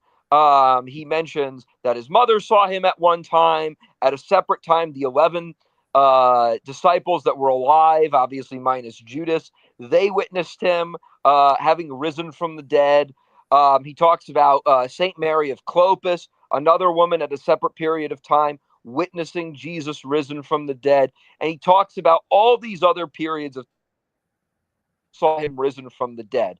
Saint John the Apostle, who was in a different part of the world from Saint Paul, was not working with Saint Paul. They were both a part of the same church, but they didn't really interact with each other at all. Saint John attests to those exact same uh, groups of witnesses that saw Jesus rose from the dead. Now that's extremely important because they didn't have text, they didn't have telegram. Um, there was no way for there was very very little way for Saint John to be in one part of the world and Saint Paul to be in another part of the world, and for them to both corroborate this single narrative together. It's very unlikely because again they were in different parts of the world, and yet both of their claims are both are both the same, despite them being two different witnesses in two different parts of the world. Okay, but what is the name, or do we know? I mean, when you say, well, Paul spoke of somebody having witnessed this, you realize that that's doesn't really amount to much. Paul spoke of someone having witnessed this. Well, people speak of having been abducted by aliens, and we can talk to them. We can't talk to Paul. We can't talk to any of these people. But people who are abducted by aliens, we know their names. We can go interview them. That we know that they're real people, right? But you're saying that St. Paul spoke of somebody who witnessed this, and that's flimsy, right? And we don't even know who wrote the Gospels. I don't know if you're aware of that. I mean, I know you're going to say, well, this tradition and that this church says it was this and this church says it was that. But the fact is, we really don't know who wrote these Gospels. Well, I think They're we have not. a good idea of who wrote the Gospels. I think it very likely was the apostles. Now, the claim that they weren't written by the apostles, that they were written by someone else, largely fuels from uh, a specific part of the Gospel of Saint John, which talks about the destruction of the temple, and a lot of people will try to say, well, that can't be true because there's no way a person could predict the destruction of the temple. But I think that's I don't tend to find those arguments very compelling. That's the main reason a lot of people don't attribute the Gospels to the people who claim to have written the Gospels. There's two reasons I don't find those claims to be convincing. Number one, we have through multiple, not one, but multiple different apostolic letters, which we can affirm from most scholarly sources, were attributed to those specific apostles. They mention the Gospels and they mention the authors of those Gospels. So it wasn't like these were just, books that just appeared over time. These are books that these writers of these apostolic epistles, in the first, couple of years since Jesus had, died and I believe risen from the dead, have attested that these gospels belonged to the people who we think or who claim wrote those gospels.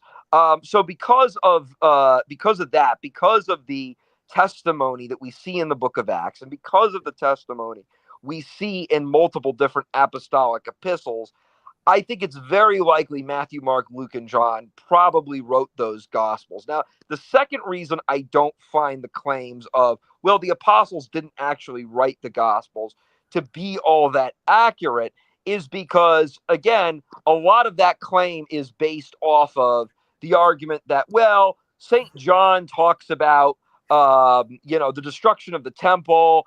There's no way somebody could predict that. Therefore, I'm just going to assume that John didn't actually write this text, and this was written after the destruction of the temple.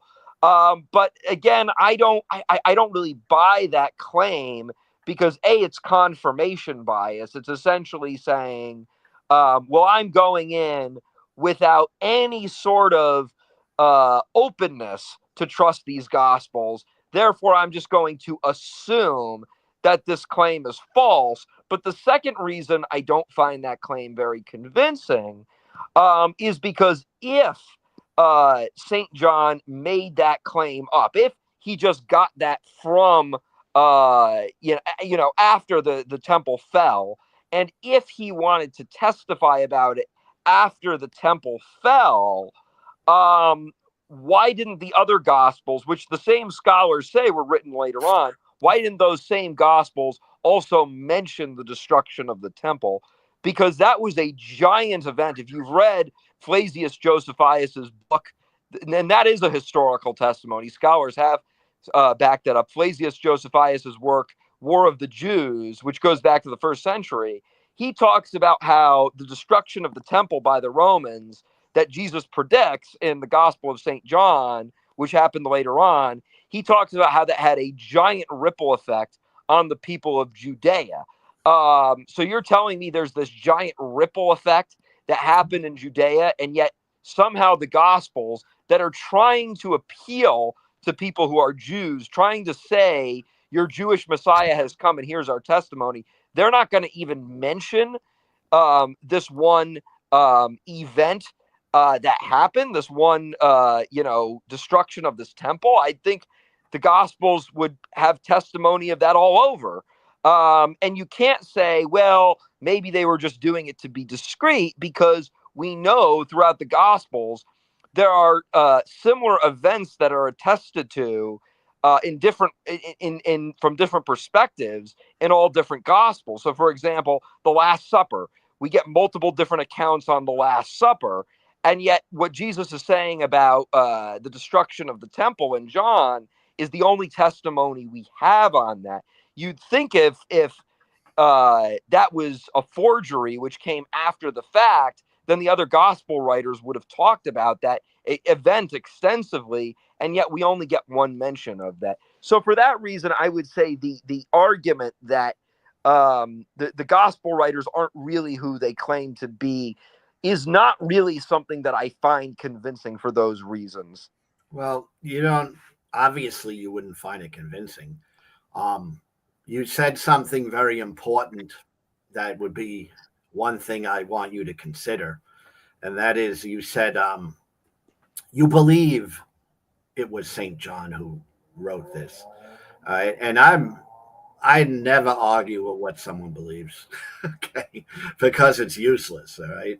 But you don't know that, all right? And what I said was more accurate, all right? I said I don't know, and I don't think anybody knows who wrote these Gospels. I would stand by that, right? We don't know who wrote St. John's book. Okay. Now, again, you believe it was St. John. That's okay, because you believe someone told you that, and you believe it. All right, but you certainly cannot prove that. I mean, if you were able to prove that, you would win some sort of a major award, right? I mean, you would be way up there, in terms of heroes.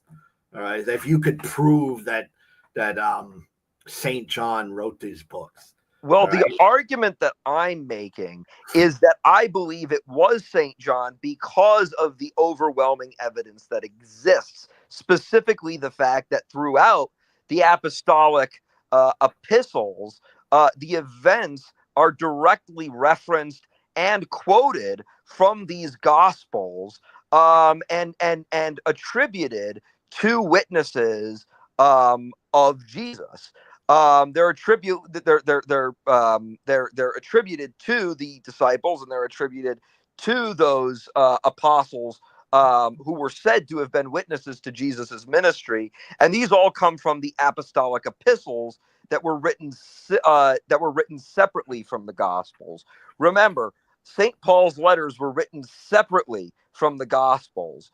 The letters of St. Peter were written separately from the Gospels, and yet they still reference multiple different parts and quotes from the Gospels and write about those Gospels as if they are just naturally attributed to the witnesses of Jesus, that being the 11 disciples who were alive. So is it possible that these books, just developed over time? It could be. But again, when you have all this testimony for in the book of Acts, and also in the letters, the epistles that some of the early apostles wrote, testifying that these events and these writings and these claims, whether you believe them or not, belonged to the witnesses of Jesus's ministry, at least when he was alive, then that adds great evidence to the claim that the four gospels were written by the apostles, by the four apostles themselves, or at least belonged to the witness of the apostles who legitimately followed around Jesus during his earthly ministry. Um, uh, we're not saying close your eyes and just believe. We're saying that the evidence we do have from around that time that is separate from the Gospels ultimately lends credence to what is written in the Gospels. Because remember, when the Bible was written, it wasn't just, well, we've got a KJV copy of the Bible right here, which says this here and this here. At that time, the testimony of Matthew, Mark, Luke, and John was separate from the teaching authority of St. Paul and St. Jude and St. Peter. And yet there's a striking witness to those gospels in their letters. Well, I could tell you, Pseudo. All right. I try to bring it back to basics, okay? Because I'm not a biblical scholar, right? And I don't know everything about, who, how do we know that John wrote this book? I don't know that John wrote that book. That I can certainly tell you. What you've offered up doesn't prove John wrote the book. All right. As far as the Gospels, they do have contradictions in them. I've read them. I've seen them. All right. The consistency that you speak of, it's not very consistent.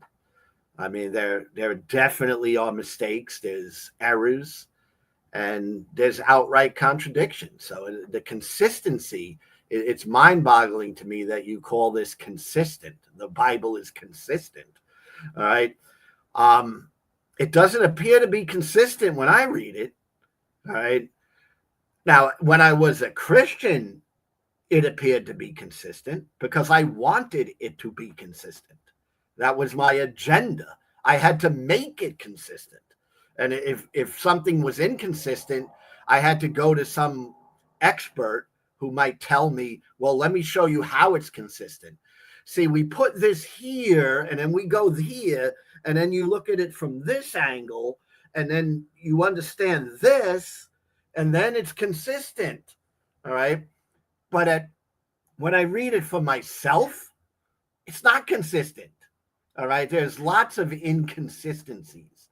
All right. Now, I don't even think you could see them because I didn't see them.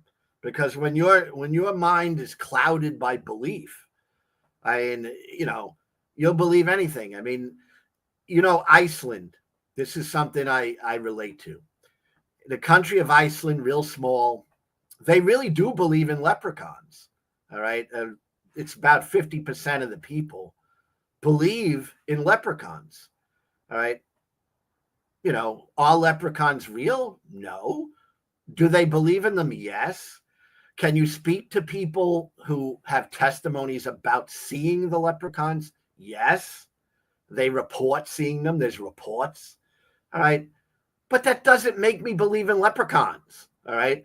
Because I don't believe in them. Now, if I believed with all my heart that leprechauns were real, all right, and then I read a book that someone's telling me leprechauns are real and why they're real, I'd believe it because I already made up my mind. All right. And, what we like to do is we like to let evidence lead us to rational points of view.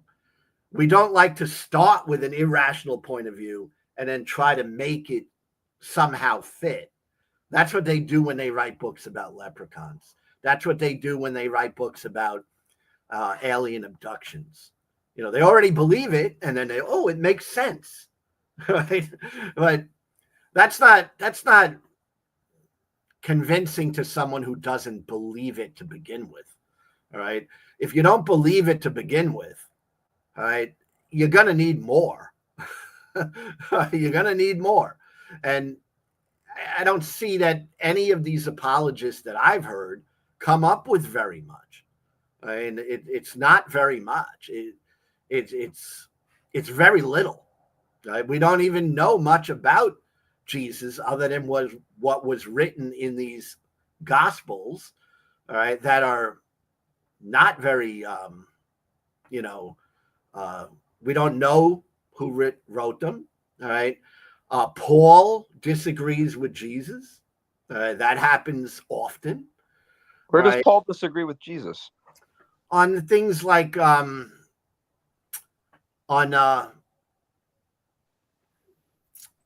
sin. Paul disagrees with Jesus on sin. In what regard? Jesus is always strong against sin. Mm-hmm. Right? Paul indicates that you can be saved and sin is kind of washed away. Like Paul gives like a I guess it's a once saved always saved type of thing. I see what you're saying. Jesus gives like a you have to obey these rules. All right. So I would say Jesus seems to be more I didn't come to abolish the law. I came to fulfill it. No jot and tittle of this will ever go away type of thinking. And I'm going way back in my memory, all right? And Paul is more like I guess a free grace type of thing. Right. So I can answer that. Agree with they don't even seem to agree with each other, Paul and Jesus. Well, I can answer that because they talk about that in the book of Acts. So what was happening, and they talk about this in the beginning of Acts chapter 15, and this is kind of expanded upon in the letter to the Romans and other books. What ultimately happened was St. Paul was running into these people who were Jews, and he was evangelizing to a lot of these Jews. And these Jews were saying, well, I don't need the grace of Christ to be saved. I don't need to believe. I don't need to have faith because I have the law of the prophets. And the law of the prophets was essentially meant to be this thing that extrinsically ordered people. And because I have this law, and because this law was given to me in accordance to the promises that were granted to Abraham and his descendants, I don't need these laws to be saved. And so what St. Paul says is, well, if we go back to Abraham, Abraham didn't have a law. What was Abraham supposed to do? All Abraham was able to do is have faith in God. And that's what you need to do, is you have to have faith in Christ right now. And furthermore, and again, St. Thomas Aquinas addresses this.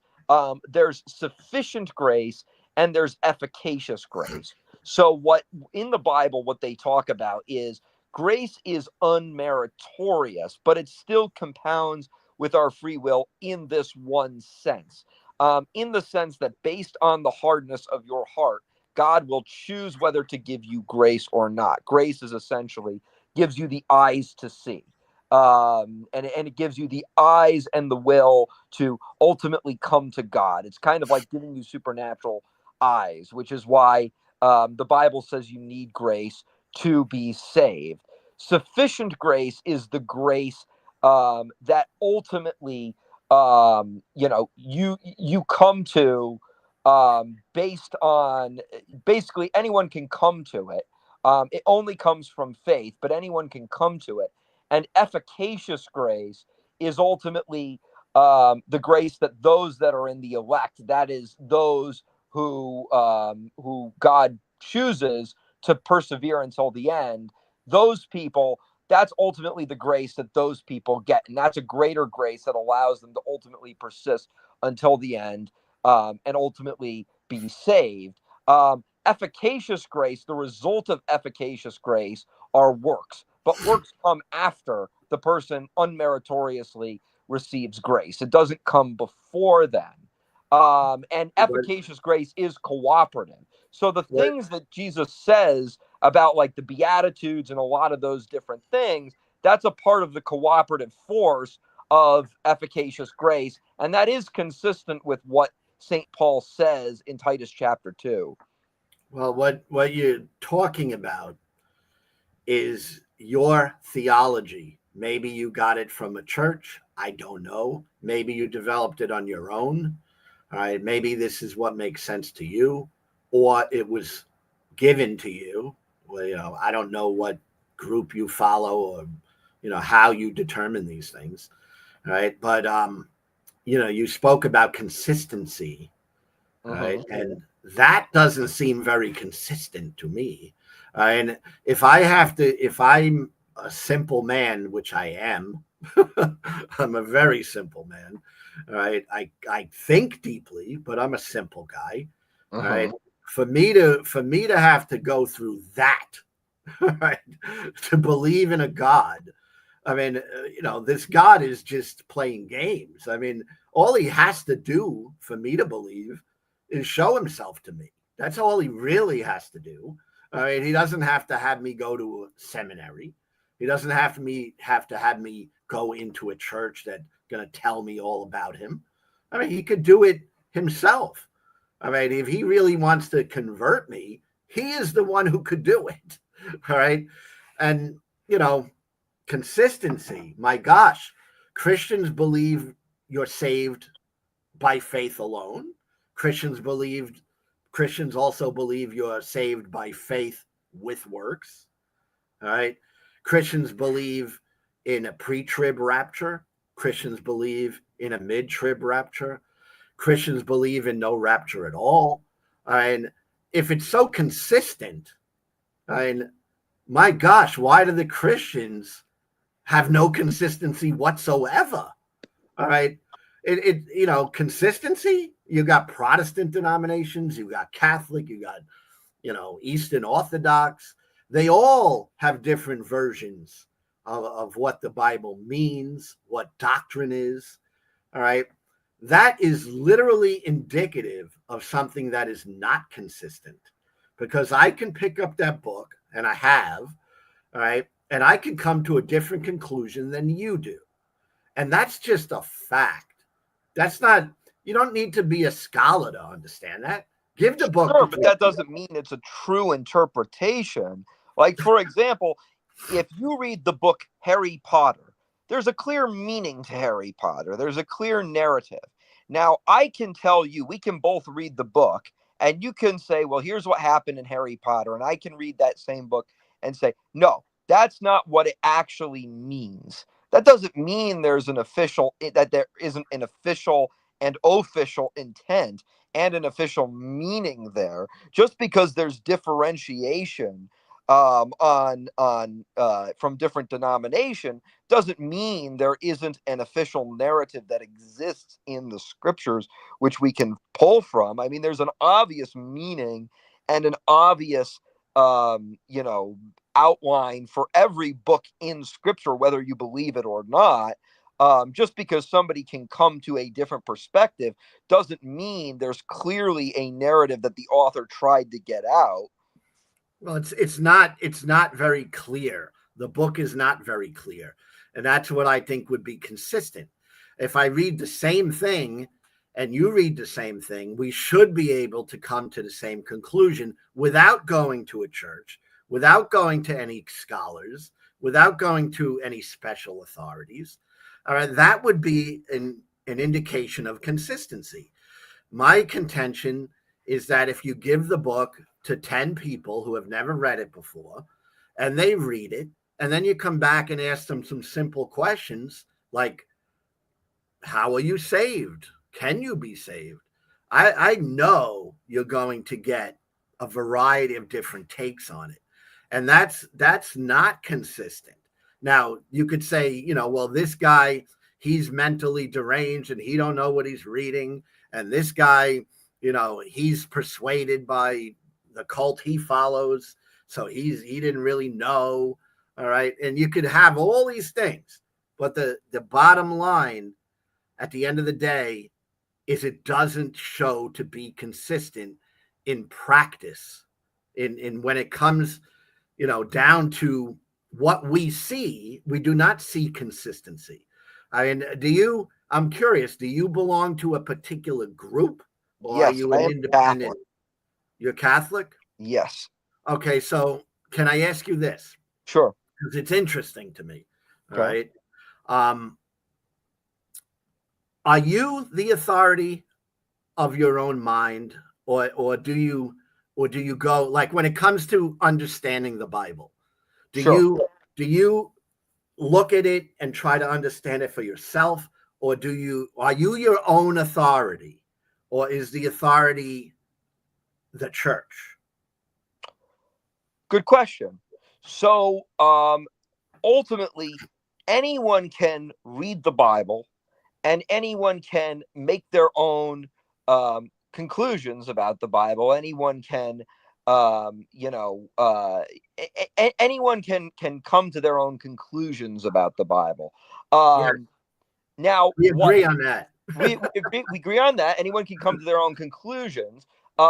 What the church ultimately serves the purpose of doing, what the church ultimately serves the purpose of doing, is ultimately dogmatically defining specific doctrines that are consistent with Scripture. So, what the church ultimately does is the church ultimately ensures that there's ultimately ensures that whether there's a belief that is consistent with Scripture or not, they kind of are the authority on that matter. So they are kind of the final say on that matter, but that doesn't mean a person can't use their senses or use their own intellect to come to a how do I say it? Come to a conclusion on that matter. So you kind of wiggled around, but Okay. I'm supposing that, let's say, is God triune? Is God a Trinity? Yes. Right? You probably go to the authority of the church, or did you conclude that yourself? Good question. So what I would say is yes, it is true that the authority of the church talks about the Trinity and gives us good reasoning. But I can ultimately affirm A, the authority of the church, and also B, the doctrine of the Trinity based on my own intellect. So ultimately, if we look at the consistency of Scripture and we look at how God is portrayed throughout Scripture, we can see that we see that God, God the Son, Jesus, is begotten of the Father. We can see that he gains qualities and causations from the Father. This is why he says, that's why he says, "Those who have seen me have seen the Father." That would seem to me to conclude that God ultimately causes the Son. We also know that Jesus says the Spirit comes from the Father, the Helper processions from the Father, and that he is the Spirit of truth. Jesus says he is the truth, John chapter 14, verse 6. So that would mean that the Spirit spirates from the Father and the Son, and they all play a role in humanity and interacting with humanity in that regard. That consistency leads me to the explanation that the Trinity is true. That's my own intellectual understanding. Now, the fact that the church also affirms that understanding in the same respect ultimately is a sign to me that the church is consistent, and the church is ultimately consistent with divine revelation. Does that make sense? Well, I could sense you're really into this consistency thing. Mm-hmm. All right. Consistency is definitely something you find comfort in. It's consistent. But consistent doesn't mean correct. It just doesn't. All right. Having a consistent story doesn't make it a correct story. Having a consistent view on the Trinity doesn't make that correct. All right. If I'm a Christian, and there are many Christians, and not even put me, but you find a Christian and he says, "I don't believe in the Trinity." All right. And he gives you Bible verses. He says, "Let me show you why I don't." All right. Mm-hmm. And he gives you an argument based on his understanding of the Bible. Mm-hmm. You probably don't think he's right, right? Because Right. because your church tells you he's wrong. No, because I can go to those Bible verses and I can see the context of what's being said beyond those Bible verses, and I can understand what is ultimately being said. I'll give you an example. I was actually on a debate. I actually had a debate like this with a Protestant very recently, and I was talking about efficacious grace versus sufficient grace. Sufficient grace ultimately being the grace that is available for all. Efficacious grace being the grace that causes works, that grace being the grace that is only given to the elect and allows the elect to persist until the end. That was the debate we were having. This person who is a free grace Protestant comes into the call and he says, well, Romans chapter 4, verse 5 says, "He who worketh not." That means I don't need to do anything. I can just believe, and I'm saved. And so I said, okay, you're looking at the St. Paul's letter to the Romans. Let's go through the letter to the Romans and let's see the context of what St. Paul is saying. Well, if we go one verse earlier, in Romans chapter 3, St. Paul specifically says in that chapter that when he's talking about works and he's talking about Abraham, he's specifically talking about a conversation that he's having with other Jews who felt they didn't need grace to be saved because they had the law. And then if we go to Romans 4, he says Abraham didn't have that law. All he had was faith. And then when he's talking about the traditions, he's saying, "He who worketh not will still be saved." So when he's talking about work, "He who worketh not," he's talking about work in regards to the Jewish traditions. So we can see based on that context that ultimately his argument was a non sequitur. Now, the church will affirm that, and they'll affirm that. I come to that by my own intellect. The church will affirm that, and the church can provide further clarity through doctrines and other dogmas. But ultimately, I came to my own, based on my interpretation of the Bible, I came to consistency based on that particular verse right there in the Bible. Another example would be 1 Timothy chapter 2, verse 5. A lot of times when Protestants are arguing with Catholics, they'll talk about 1 Timothy chapter 2, verse 5, and they'll say, well, you know,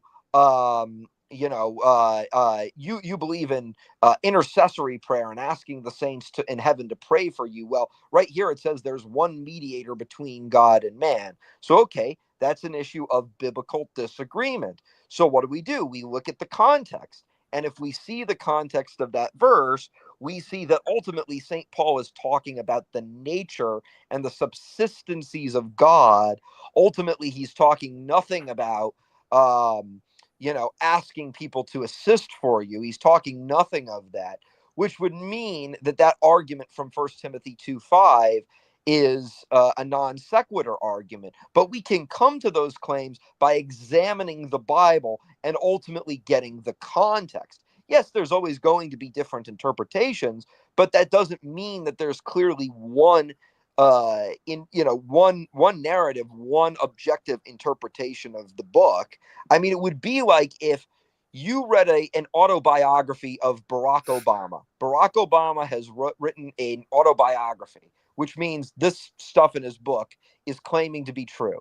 You and I both read that autobiography, and I say that something meant a different thing than what actually happened, what was actually written in Barack Obama's book.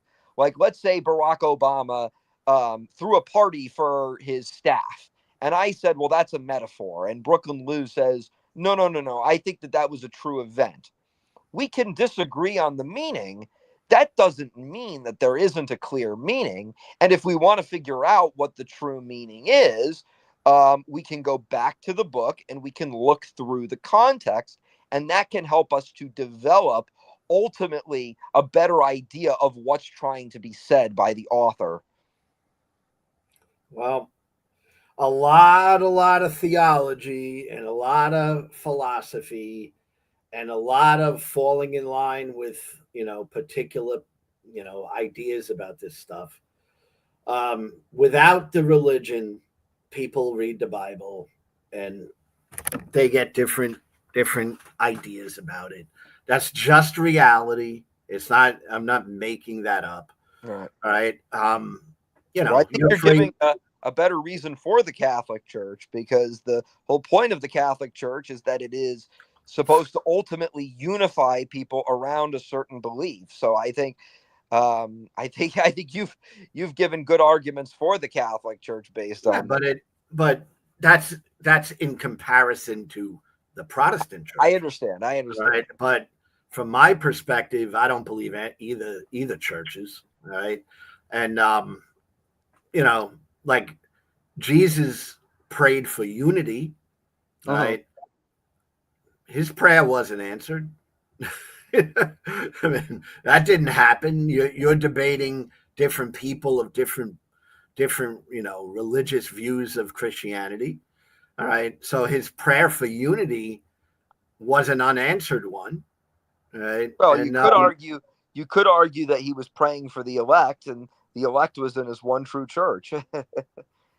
I mean, look, if I believe in one true church and I believe in one true God and one true interpretation of the Bible, and I believe wholeheartedly that God is real, I'm not an atheist. I mean, I'm not there. I'm not an atheist. But if you're skeptical and you're still open-minded, but you still want to hear, what you might have missed, all right, these types of arguments, they're just not really persuasive for a skeptical mind. All right. I mean, we of course are going to agree to disagree. And, I appreciate you a lot. All right. But I don't, we're just going to disagree, right? Sure. You know, and that's, you know, that also, I mean, to me, that's also indicative of something not being consistent. You know, if I can't read the book and get exactly what you got, then there's an element of inconsistency there. All right. If I'm seeking truth and you're seeking truth and we Right. come to two different conclusions, there's an element of inconsistency there.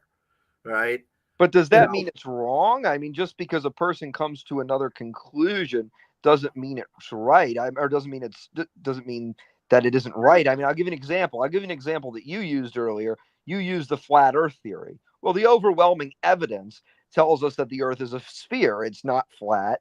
right. So does that mean does that mean if a group of people, and there are groups of people who say the Earth is flat, does Right. that mean we don't have a consensus on the shape of the Earth because there are a substantial group of people that think that the Earth is a different shape? No, it doesn't mean that. It simply means that there's an objective truth, and one group of people is failing to come to that objective truth.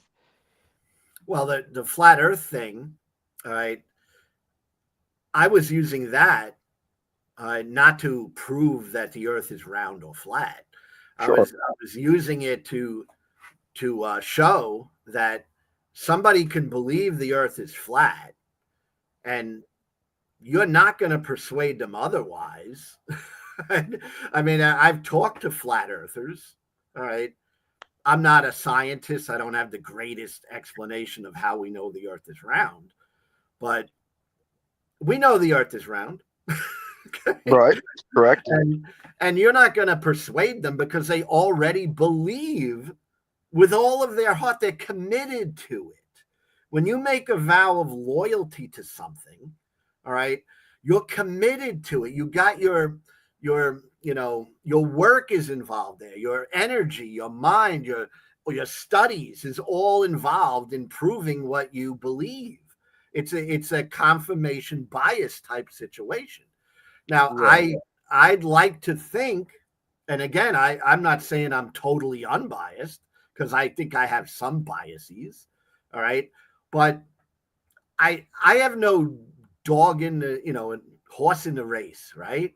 I mean, if there's a God, I would like to know, right? If there isn't a God, well, that's okay, But if there is a God, I would like to know. So Mhm. I don't have where I need to be an atheist. I must be an atheist. All right. I could change my mind tomorrow, and I'm free to do so. All right. Nobody's gonna, get mad at me or angry at me if I change my mind tomorrow. All right. A group of atheists are not going to run at me and, oh, you must come back to atheism. you know, I barely know any atheists. Okay. I don't even know them. All right. So I don't think if I tomorrow, became a Catholic, that all the atheists are going to come and try to persuade me to go back. All right. It's not going to impact my life in a way that's, going to destroy my life. All right. So I don't, I'm not looking to prove atheism. All right. But at the same time, I'm just not naive enough to just believe fairy tales. All right. They have to be backed with something more than somebody told me something, or somebody said something 2000. That's what your evidence looks like to me. Now, maybe I'm totally screwed up in the brain, okay? but it seems like it's like, somebody said something and we took it and we thought about it this way and then we twisted it that way, and that's why we believe what we believe. All right. For me, I want to see something that can be proven, demonstrated, uh, shown to me in a real way, not in my mind. I thought of it and I came up with a concept and I came up with a philosophy that made sense. All right. That's not evidence to me. Okay. It's kind of like what we take as evidence, right? I mean, That's not evidence to me. All right. So that's why it's difficult. All right. Because I don't believe anyone can prove there is a God, and I'm open to hear it, but it's not being done. Nobody is proving there is a God. All right. It's just Well, not being done. Well, St. Thomas, in terms of just proving the existence of a God, that being a force that is being itself, that is a first mover, that is a first cause, St. Thomas gives, I would say, wonderful explanations for how that's possible. Obviously, there's the theory of first mover, which we talk about, which is whatever explanation you come up with for the, creation of the universe, or the theory of how the universe came to be, whether you think it was intentional or not, whatever explanation you come up with requires either an infinite series of potential causes, or it involves a pure act. And that pure act would have to be an unlimited thing, which does not have a beginning or an end because it's a pure act. It's always been the way it is. It's always been unlimited, is intellectual, and has always and is not made of any sort of components, and that's what we call a first mover. Now, that is something we can test based on other things in nature. That's a part of what Aristotle talks about. If we look in nature, we see potential acts. Potential acts are things that exist and move, but ultimately have the potential to be something else. For example, a caterpillar exists and a caterpillar moves towards an end. A caterpillar ultimately has the potential to become a butterfly. A pen is an actual cause. The pen doesn't really have much potential to change into something else. If you did like melt a pen into something else, then it wouldn't serve the same purpose. And likewise, if there was any other cause that was unlimited, that had the ability to cause other causes, that wasn't just a potential cause, then ultimately it wouldn't be a pure act, which means you would be going around in circles in unlimited series of events of potential causes, which would ultimately be contingent on a first mover. A second thing we can look at that shows us God exists, which is something intrinsic that we can see in nature, is the efficient cause. The efficient cause being multiple things in nature that naturally come together to form a specific thing. So, for example, if you put seeds in the ground and you put soil in the ground and you watered it and you waited for that to grow into a tree or a flower or some sort of plant, that's not something that's artificial or purely artificial. That's something that can be naturally done in nature, which would mean that if it can be efficiently done in nature and it ultimately has a final cause, that would seem to infer to us that an intellect is required. And also, on that point of intellect, we also have another reason for the existence of God, which is ultimately the fact that every creature has an end. Every creature has a final cause. You and I have a final cause. That's undeniable. I mean, we're all headed towards What do you something. mean by a final cause? Well, one day you and I will both be dead. We're going to grow up, we're going to grow, we're going to change as we age. We're going to do certain things. There are certain things that humans just naturally go through as they grow up, and we're going to go through that, and then eventually we're going to reach our end. So we're designed with with natural things, the ability to do natural things in life and go through natural things bodily. And then eventually we're going to head towards an end. And so You mean death? Is that well, what you're well, referring to? well, death is where we get to at the end, but there's other causes. We have other ends in our lives as well. There are things bodily that we experience, that all human beings experience, that are natural, and those are called ends and causes. And all humans go through that. And there's always that's not just something that's happenstance. Those are things that are natural ends that all humans have. And anything that has an end requires an intellect. So think of a dart on a dartboard. If the dart's end is to get on the dartboard, there has to be an intellect that ultimately positions that dart towards a dartboard. So there we can see an intrinsic quality that ultimately leads us to the belief that God exists, because ultimately everything that has an end requires an intellect. And I would also say, another thing we can look at in life, which shows us God exists, is the principle of contingency. Everything that doesn't need to exist is contingent on another thing. You and I are contingent on another thing. We're contingent on our parents, and our parents are contingent on another thing. So everything that is contingent has to be contingent on another thing. And this proves God. Yeah, I mean, ultimately, Really? no matter what cause, well, it proves that there is a being, an intellectual being that is unlimited, that is not made of components, that has no limits at all, that is being itself. It proves that has to exist, because everything that is contingent, everything that doesn't need to exist, is contingent on another thing, and that other thing is contingent on another thing. So that ultimately has to go back to something that is a necessity. And because it's not a necessity, because it's a necessity, and because it needs to exist, there has to be something there that is pushing that forward. That's called the principle. That's called the principle of contingency. And Now, so I would say that those reasons are reasons we can see that ultimately in our lives show us God exists. Now, in regards to the reliability of Scripture, I think it ultimately comes down to the witnesses of Scripture and the claims of Scripture, and ultimately the trustability of those claims. And again, you can say, well, anything's consistent. You can write a book and it's consistent. You can have this.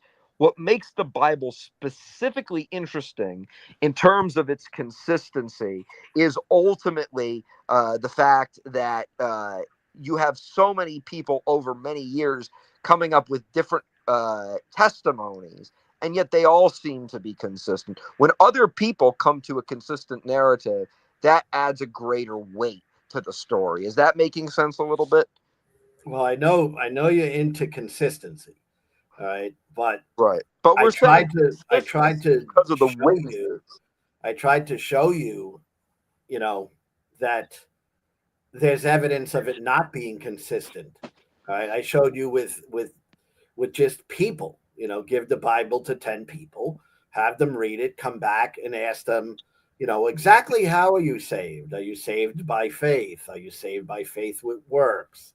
All right, and you're going to get different answers because it that's not showing. I'm not saying it proves beyond a shadow of a doubt, but it's not demonstrating any consistency. The denominations do not demonstrate consistency. I mean, these are things that I see. I see. All right. I look and I see that the denominations do not agree. I have read the book. I used to have a particular theology. Not everyone in my church had the same theology as me because they interpreted things differently. That's not a consistency. All right. But the There are problem, contradictions. Listen, there are contradictions in the Bible. Do you recognize that? Maybe you don't. I mean, do you think, have you ever seen a contradiction in the Bible? I have not seen a contradiction in the Bible. Never. No. Really. Yes. I mean, I'm shocked. I'm shocked that you've never seen a contradiction. And I've heard of people that do apologetics just trying to cover up contradictions, and they end up saying, well, there's apparent contradictions, but they can be explained if you understand this and this, and you put this puzzle piece here, and then you look at it this way, then there's no contradiction. But I can assure you that if you just hand the Bible to people and they're not of a particular theology and not of a particular religion, they're going to see contradictions. All right. And that's a sign of inconsistency. All right. You know, so I mean, I don't know. I mean, you're gonna believe what you believe. All right. I don't believe what you believe. I'm open to believing it one day. All right. That's it. I mean, it's not a matter of me wanting not to believe. All right. I don't spend my life, trying to run from this God. All right. If the God was real, none of this would matter. And I think I said that before. None of this would even matter. I mean, if right now I can pray to God, all right, and if he wants to show himself to me, he can come right here in this room. Okay. He has the ability to do that. All right. But he's not going to. So I won't bother. All right. I will say this. All right. And this will drive you, freak your mind out. God, I'm right here now.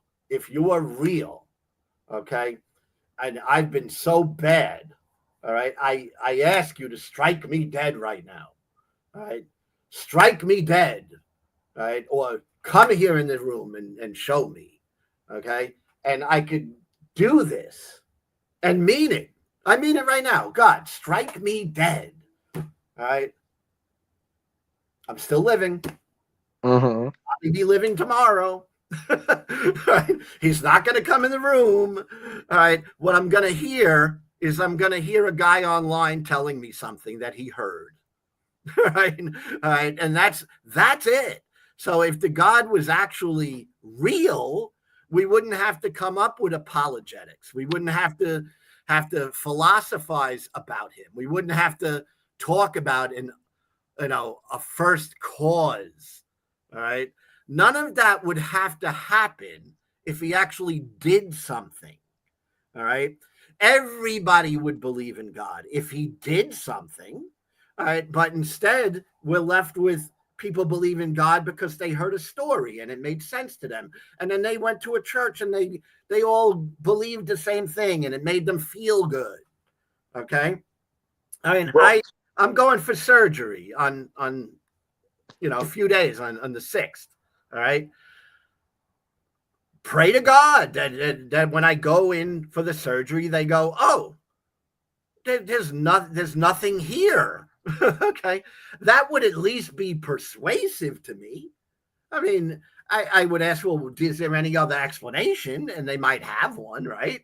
But that would at least be a little more persuasive than, this philosopher thought that, and this apologist thought that.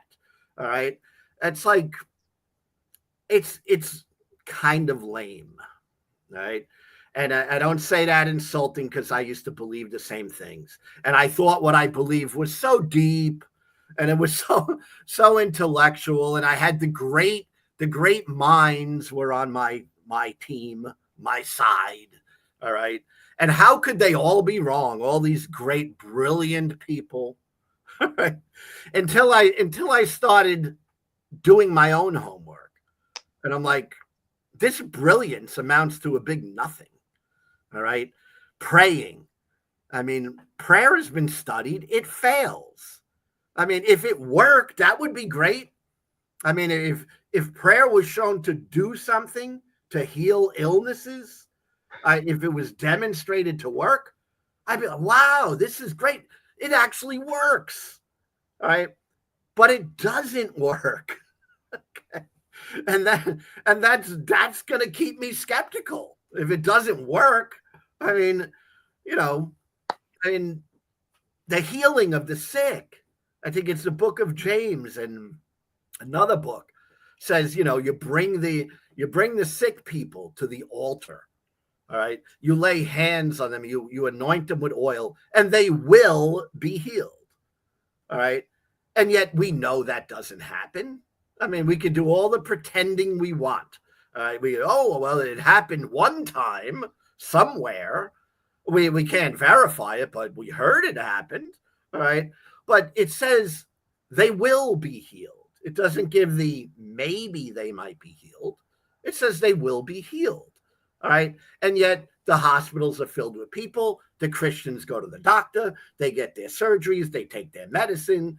God doesn't do anything for them in a real way. All right. He doesn't do anything real. All right. He might, make them feel good. All right. The person who prayed might feel really good, but nobody's healed. All right. Except for scams. We know scams, and I'm not going to believe because it was a scam. Right? So, if God wanted to prove himself, he certainly can. Or if he was real, he could. All right. But then we're stuck with, well, he doesn't want to do that. No, he wants to leave you in your sin. He wants to, have you make a choice one day. And even though you don't see him and feel him and touch him and anything else, you just got to believe, because when you believe, then he's real. I mean, he's not real to the Hindu. He's not real to the Muslim. He's not real to the atheist or the agnostic or, the new age spiritual person, who has a different understanding of God, and they create their God and their God makes sense to them. I mean, that's what we have in religion. We have people who believe stuff.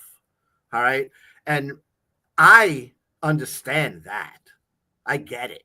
All right. But that's not real. That's not real. And if you pray tonight and I go to the hospital and they say, my goodness, everything was healed. Must have been that guy who prayed for you. I mean, that would impress me. Does it literally prove that God is real? No, there could be other explanations, but I will accept that. Okay, I'll say, oh, it's true. All right, but we don't get that, and it's sad, and it's pathetic. We do not get that, and I know we don't get that. I know you do not see that happening. All right. And yet the Bible says it will happen, and it doesn't. So a couple things to go over. So first of all, you talk about, well, this group of people sees it differently. This other group sees it differently. Does that really affect the claims of the Bible, though? Because again, if somebody says the moon is made of cheese, and let's say 50% of the American public says the moon is made of cheese, and NASA says, well, here's evidence that the moon is not made of cheese, but other people interpret the evidence differently. Does that mean that we don't know whether the moon is made of cheese? No, that there being difference amongst a group of people doesn't mean that the evidence that's provided is wrong or that there isn't a clear message to that evidence. It just means that people have their own biases or their own interpretations, but that doesn't ultimately attack the claim itself. The claim itself comes to a specific gospel message, which is attested to for thousands of years in time and has a beginning, middle, and end. And that gospel message is consistent. It is consistent in the sense that it tells a specific narrative over multiple different periods of time and are written from multiple different people throughout time. And yet it all builds up to a specific message. And that ultimately leads to the consistency of the scriptures. Now, outside of that, you were talking about a few other theological positions. Why doesn't he answer prayers? Why doesn't he heal? Oh, he does. He does it. Well, that was what I was about to get into. Oh, he does. He does. Here's how it works. He does. God is dispositioned towards the common good. So what God does not change his mind because he's an omniscient being. But what praying ultimately does is it ultimately dispositions the person who is praying with the will of God. For example, it is God's it is ultimately a part of God's natural presence that his believers should ultimately love each other through the order of charity. So if you go in for surgery and I pray for you tonight and I say, God, please help Lou, get better. Please help his surgery go well. Ultimately, what God is doing is he is ultimately my dispositioning me towards love, towards the order of love and charity. And the concept that all believers should love each other and want the best for each other is ultimately for the greater good, which God is enacting. Now, if, say, I pray and let's say the surgery doesn't go well, and let's say something tragic happens, but God, being omniscient, sees that something comes out of that down the line, then ultimately God acts based on the common good. It's always an excuse for the God. Well, I'm just telling you how it works. It's always a philosophical excuse for the God. It's not a philosophical excuse. It is. It literally is.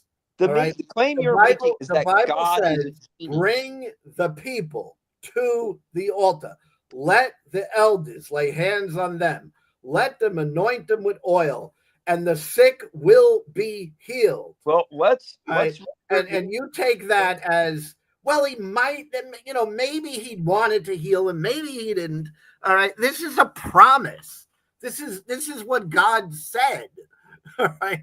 All right, and then we got to make excuses for the God. Well, he really didn't want to heal Lou. He really didn't want to do that. You're talking about James.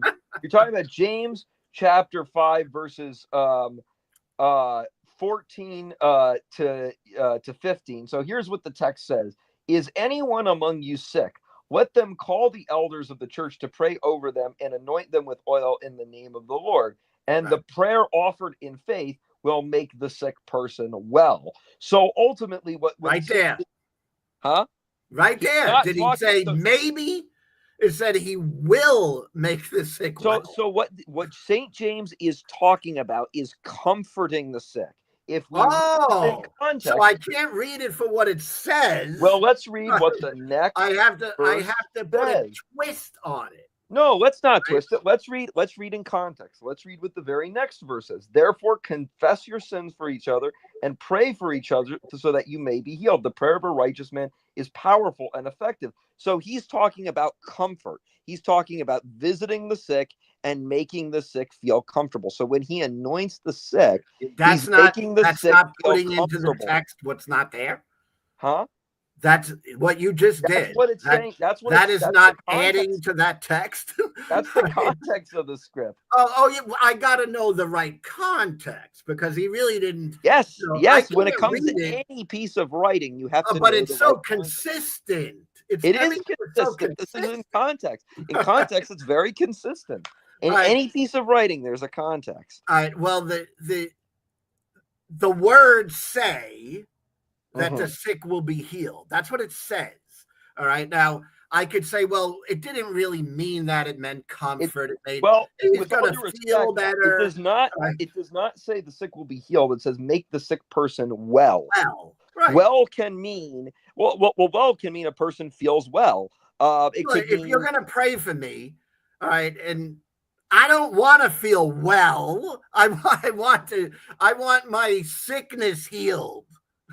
Well, what I'm telling you is what God does. What the claim in Scripture that God does is that God acts according to the greater good. So a temporal tragedy, like a person being sick or not being healed, ultimately magnifies the greater good. So, for example, if let's say a person dies tragically, an innocent person dies tragically, well, that's and we pray that the person doesn't die, but 2 hours later in the hospital he dies. Well, that's a tragic event.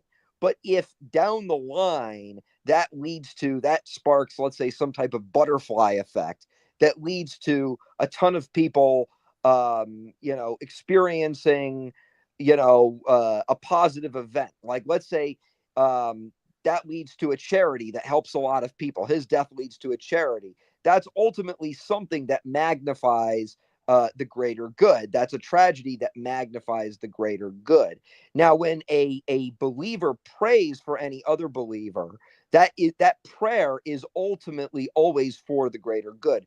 That intention is always for the greater good because it follows the order of charity.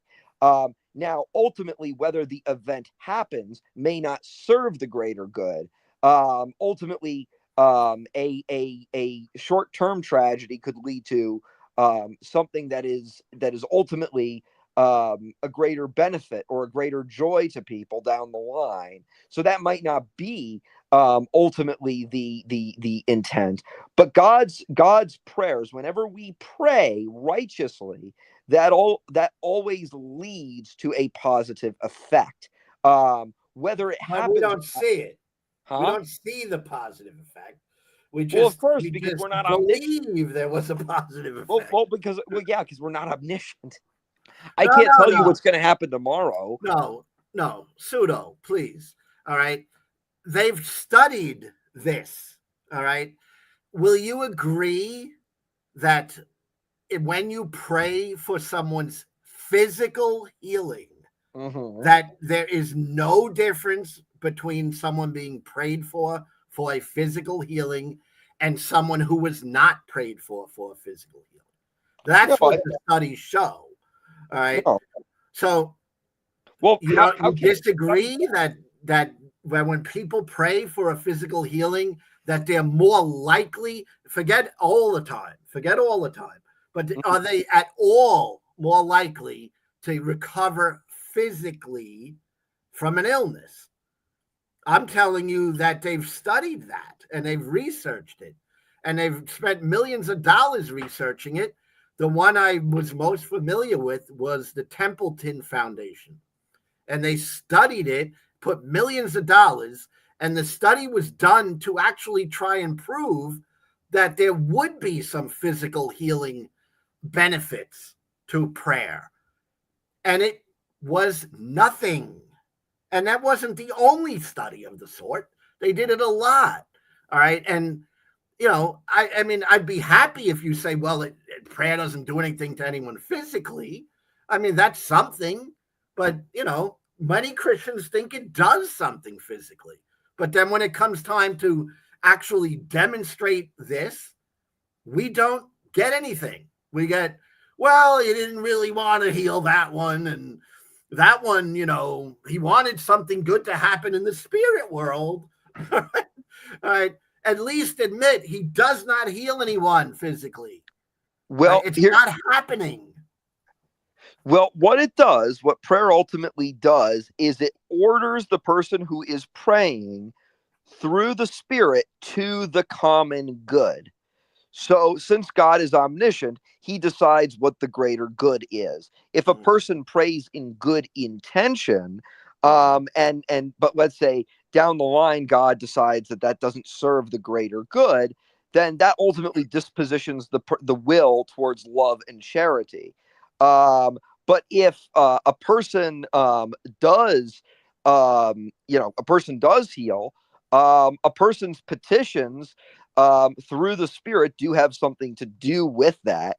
Now that was predestined. That's a part of God's providence, but it does have something to do in that regard. I mean, well, if I'm but sick, the problem if I'm a Christian, okay. and you know, my girlfriend has cancer, all right, Mm-hmm. I would like her to be healed physically. Sure. Okay.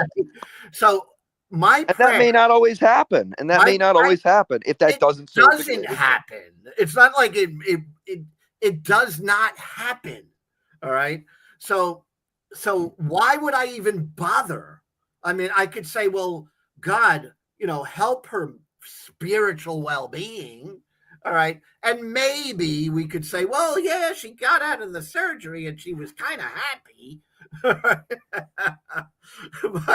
but the honest truth is it does not heal anybody of a physical ailment. Uh, Amputees, you know, that famous expression, God doesn't heal amputees because he doesn't. He does not do that. Right.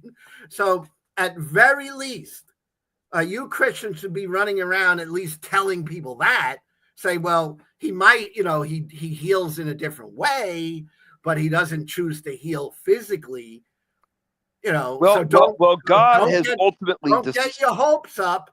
don't start hoping, because God has decided in his providence what the greater good is. But if the person is healed, God has decided that person's prayers, in his providence and his predestination, he has decided that does contribute through the Spirit to that person's well-being, if that's for the greater good.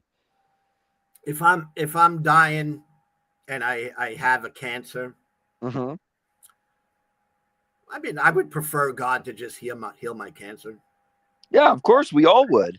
So but that may not be for the greater good down the line. What does God say? The God says no. well, are you familiar with the butterfly effect? Butterfly effect? Yes. Go ahead, explain it to me. So the butterfly effect is the concept that, and this is something that not just Christians have talked about, this is something that goes well outside of Christianity. But the butterfly effect is the concept that you could step on a butterfly, and that small, stepping on a butterfly, that small event could ultimately push a series of other events towards a greater positive or a greater negative. So the theory is you could be a kid in 1920, and you could step on a butterfly, and that could somehow lead to, say, the rise of Hitler. Like, that could set off a chain reaction that ultimately leads to the cause of Hitler. Or you could have a chain reaction that leads to something else. And so what we would say in how it relates. Now that's not a Christian theory, that goes outside of Christianity. Doesn't sound like a Christian theory. No, it's not a Christian theory, but we can apply it to Christianity in this sense. We would all, if we're dying, if we're sick and we're dying, we would, and we pray to God, we would certainly like our prayers to be answered. But ultimately, God could see, since God is omniscient, God has already decided what the outcome of humanity is. And if he decided that ultimately, a tragic death is going to lead to the greater good for all people, while also preserving the dignity of the person spiritually, ultimately, while that death may be bad, it could lead to greater good. It could ultimately magnify good. That's why he says in Isaiah 44, he says, I create darkness and light. He magnifies good through darkness. And so we can say in that situation that if your prayers aren't answered, it's because God decided that was ultimately for, while as tragic as that is, ultimately there was a greater good that had to be established through that specific event. So are you willing to tell Christians who are going to be prayed for, mm-hmm. all right, because they have a physical ailment, all right, that it's most likely that God is not going to do anything about that? Are you willing to tell them that? No, No. No, God is always working towards the greater good. Forget, I'm talking about the physical ailment, not the greater good. Someone says, well, the physical ailment, if he helps your physical ailment, that could be for the greater good. Pray for my foot. I have a terrible problem and I would like it to go away. Are you willing to tell Christians probably not going to happen? Because no. Well, first of all, it could very no track record to this God. It's like well, it could very well happen. The God can literally do anything, including kill people, and you're like, oh, that's fabulous. The God decided that was for the greater good. The God decided this. All right. It's like, I can only tell you, I was a Christian many, many years. I prayed many, many times. I led prayer. I did prayer. All right. It's not something I'm not familiar with.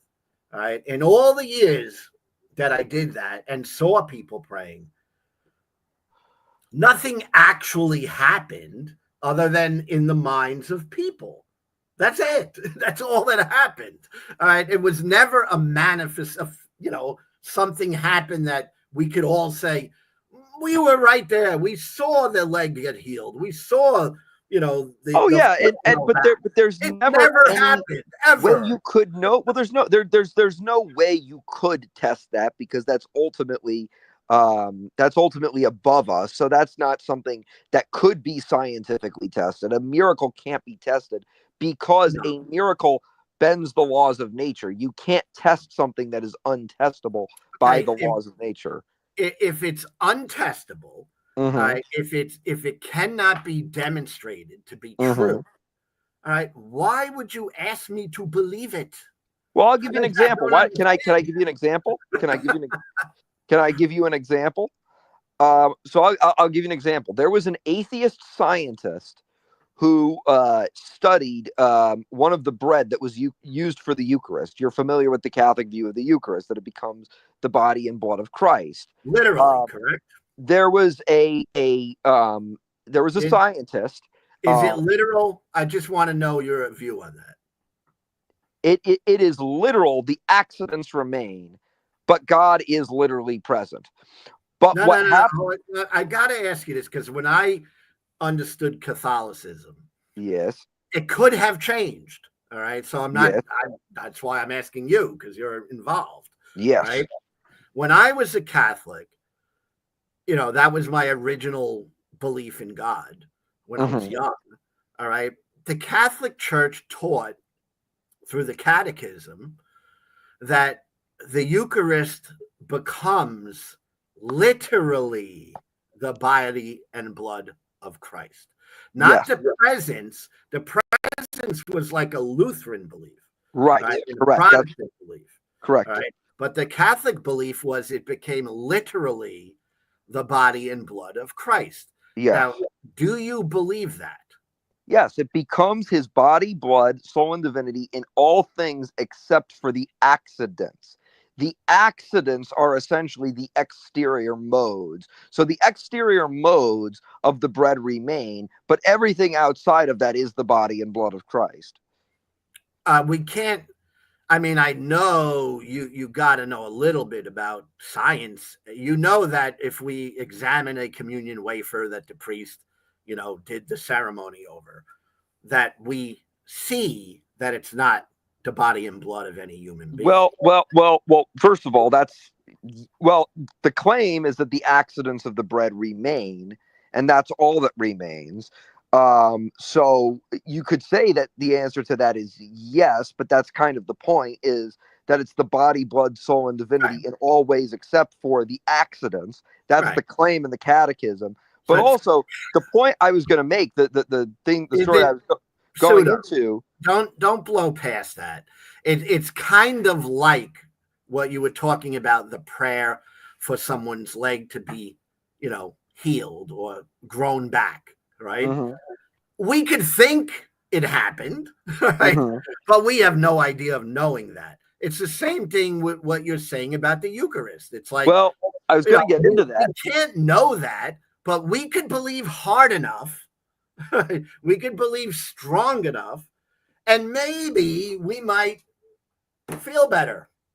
Well, I was going to get into that. So about 10 years ago, there was what many people believe to be a Eucharistic miracle, where the bread turned into actual flesh. It turned into human flesh.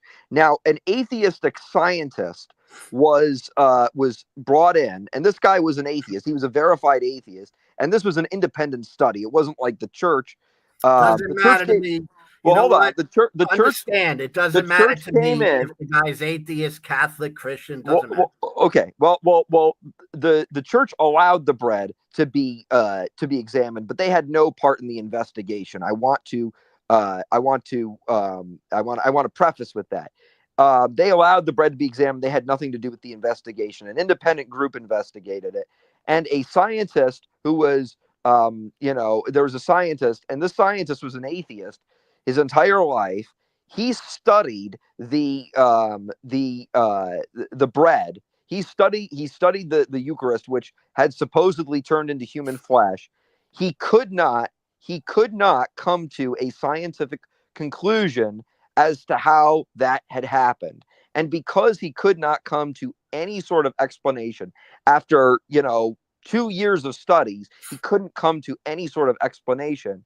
Eventually, years later, he was led to join the Catholic faith because ultimately he thought that that was evidence that brought him in that direction. Now, why do I bring that up? Well, that's a miracle that you can't explain, because there's no model to explain a miracle. You can't say, well, here's the model and here's how that works. And yet, this atheist scientist who was, an expert in his field, couldn't come to an answer on that specific event. And so he ultimately concluded that that was a miracle. I'll give you another example. During World War II, during the Hiroshima bombings, right in the center of the Hiroshima bombings, where people were killed, there was a group of Jesuit Catholic priests. Everyone in that area was decimated except for these Jesuit Catholic priests. There was about, I think like 10, could be more or less. The world's leading scientists, and these were government-funded researches, by the way. The world's leading scientists examined these priests to see how they survived and how they survived without any serious injuries, and they could not come to any sort of explanation. What they concluded was, based on where they were at the time that this event had occurred, based on the proximity of how close they were to the bomb, there is, absolutely no reason to believe, or no explanation to explain, how on earth they could have survived that explosion.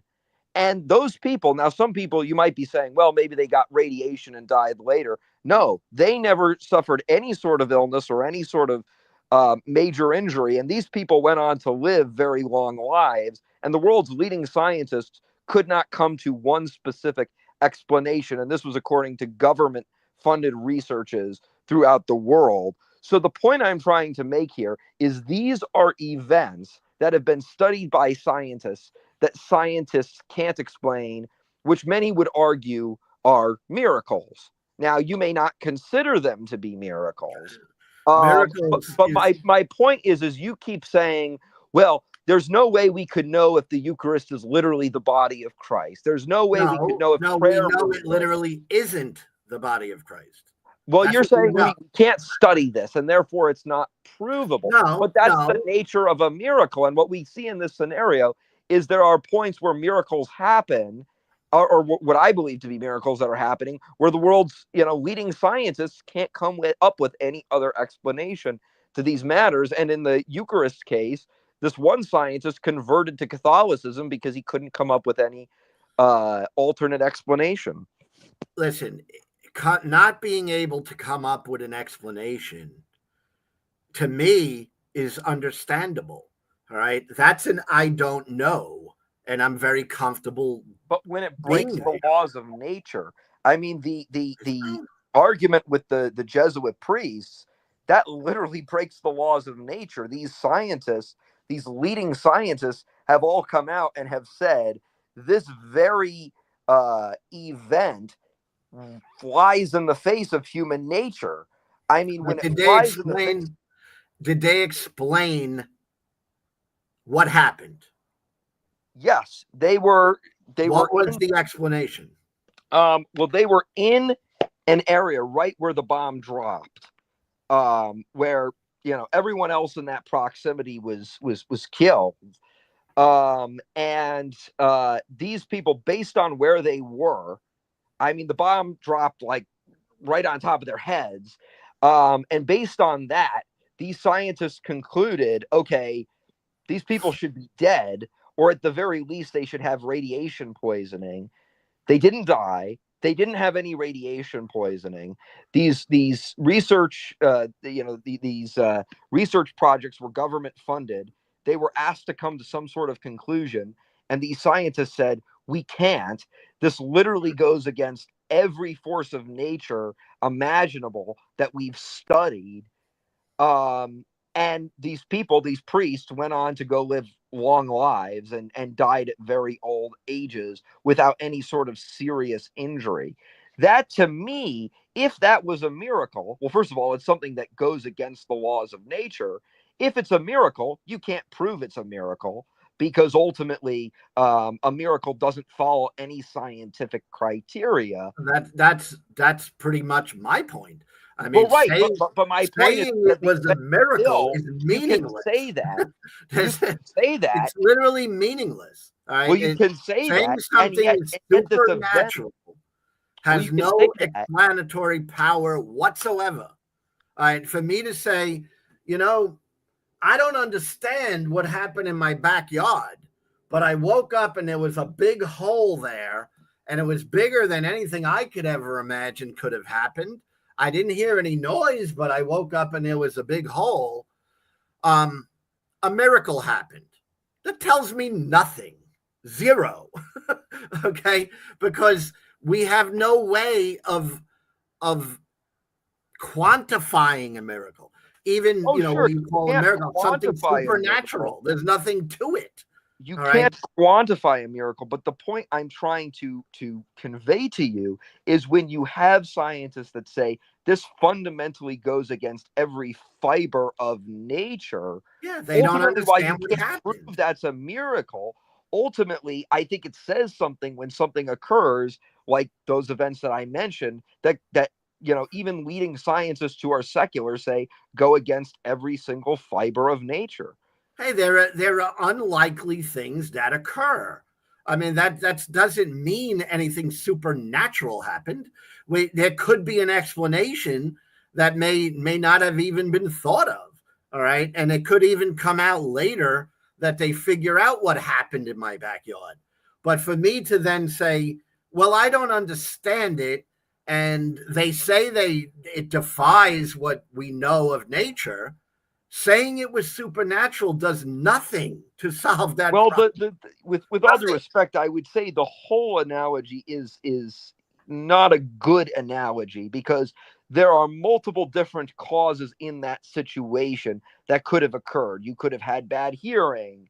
The person could be an expert hole digger, and maybe he was able to sneak around. But that's what I'm In the saying. case There's of endless amounts of possibilities. what I'm saying is these people who are scientists that have been paid by the government to study these priests, and this one scientist who was independently hired to study this piece of the Eucharist, which allegedly turned into into particles of human flesh. These two people, in these two situations, you have people that have to study every single possibility. They have to study every single possibility that could exist, and they're trained. They can't study every single possibility. It's impossible. All right. Right, but they're supposed to study every single naturalistic possibility and come to a conclusion. There are things that happen that we have no explanation for. That I'm not saying that those things don't ever happen. I mean, there are things that happen we can't explain. All right, but adding the supernatural to it and saying, well, the explanation is supernatural, that doesn't explain anything to me. All right. It's like nothing. I mean, why did this? Oh, something supernatural happened. All right. Oh, okay. Nice. Something supernatural happened.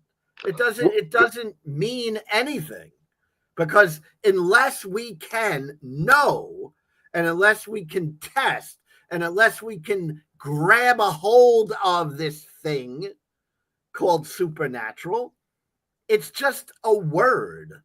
That's it. It doesn't do anything, all right, to explain what actually happened. And Well, I mean, I don't expect you to see it my way, I guess, but for me, someone saying, well, I don't know how that happened. must have been a god that did that.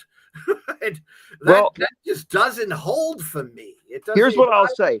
We know there's a consistent way of how the laws of nature are supposed to operate. For example, if I said, hey, Lou,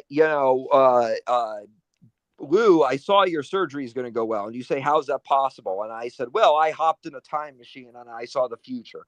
Well, that doesn't really make a lot of sense because the laws of nature say I can't time travel. And if I was able to time travel, that would contradict the laws of nature as we know them right now. But when something does contradict the laws of nature, that means something higher is going on. You don't have to believe it's God. You could believe something else. But you what could it does believe it's any god of your choice. All right. You could believe that it was, a different god that did this. All right. You could believe anything. It goes back to that what my overall point in this whole conversation is that you can believe anything. All right. That is absolutely true. You could believe Allah did it. You could believe Jesus did it. You could believe some unknown God did it. You could believe aliens did it because they had the ability to do it. You could believe anything you want. All right. But we don't live our lives based on things that cannot be shown to be true. I don't. You might. I mean, people live their lives on belief. I believe this. My whole life is going to be dedicated to it. I don't do that because I'm a skeptic. Okay. So I'm not going to live my life based on, gee, I don't understand how that happened and people don't understand it. Must have been Allah. Must have been, the leprechaun did it. All right. Must have been Jesus did that. I mean, that is just faulty reasoning to me. It's like my mind doesn't think like that. I don't assume it was Jesus because nobody could figure it out. I don't assume, oh, it must have been Jesus did that. All right. I can't even imagine thinking like that. That's how crazy it is. It's like never would my mind think at this point in my life, something happens I don't understand. Never in my life would it must have been Jesus. Okay, let me ask you a question. If you were in a dark alleyway at night and you heard on the other block, without seeing but hearing, something that very clearly sounded like a gunshot, would you A, come to the conclusion that that was, very likely a gunshot, and B, would you then react based on what you heard? Right, react immediately. Well, I would react immediately instinctually because I, would think I might be in danger, right? So there's an instinct. All right. My dog, if I make a, gunshot, the dog is going to react. All right. If I blow off a firecracker, the dog is going to react. All right. So if I hear a loud gunshot, physically, I'm going to have a reaction. All right. Tentatively, I might believe there's gunshot. I might find out it was firecrackers. All right. But I'm going to act as though it probably is gunshot. All right. But again, these are because I know what gunshots are. All right. But I could be wrong again. I mean, I could find out it was no gunshot. Right. So tentatively, yeah, I'd act as though it was gunshot. So you're making an instinctual reaction based on extrinsic evidence.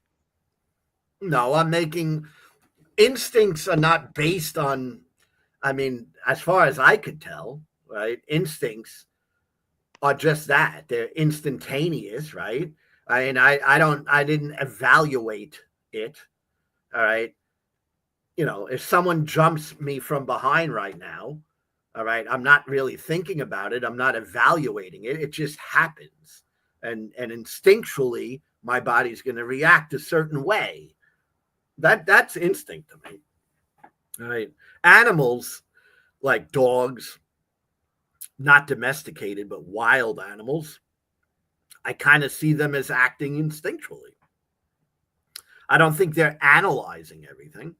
You know, But would you say that instinctual reaction in many ways could be a reasonable reaction? Like, for example, let's say in my analogy of the gunshot, let's say you make a rational judgment to try and go seek safety. Is that a rational reaction that you would come to based on extrinsic evidence? Yeah, I mean, I don't think that's irrational. I could, but again, you could be rational and be wrong. Right? You know, that's another thing. I mean, I could be as rational of a person as may exist in the world, but I could be wrong. You know, because you're rational doesn't mean you're right all the time. Right?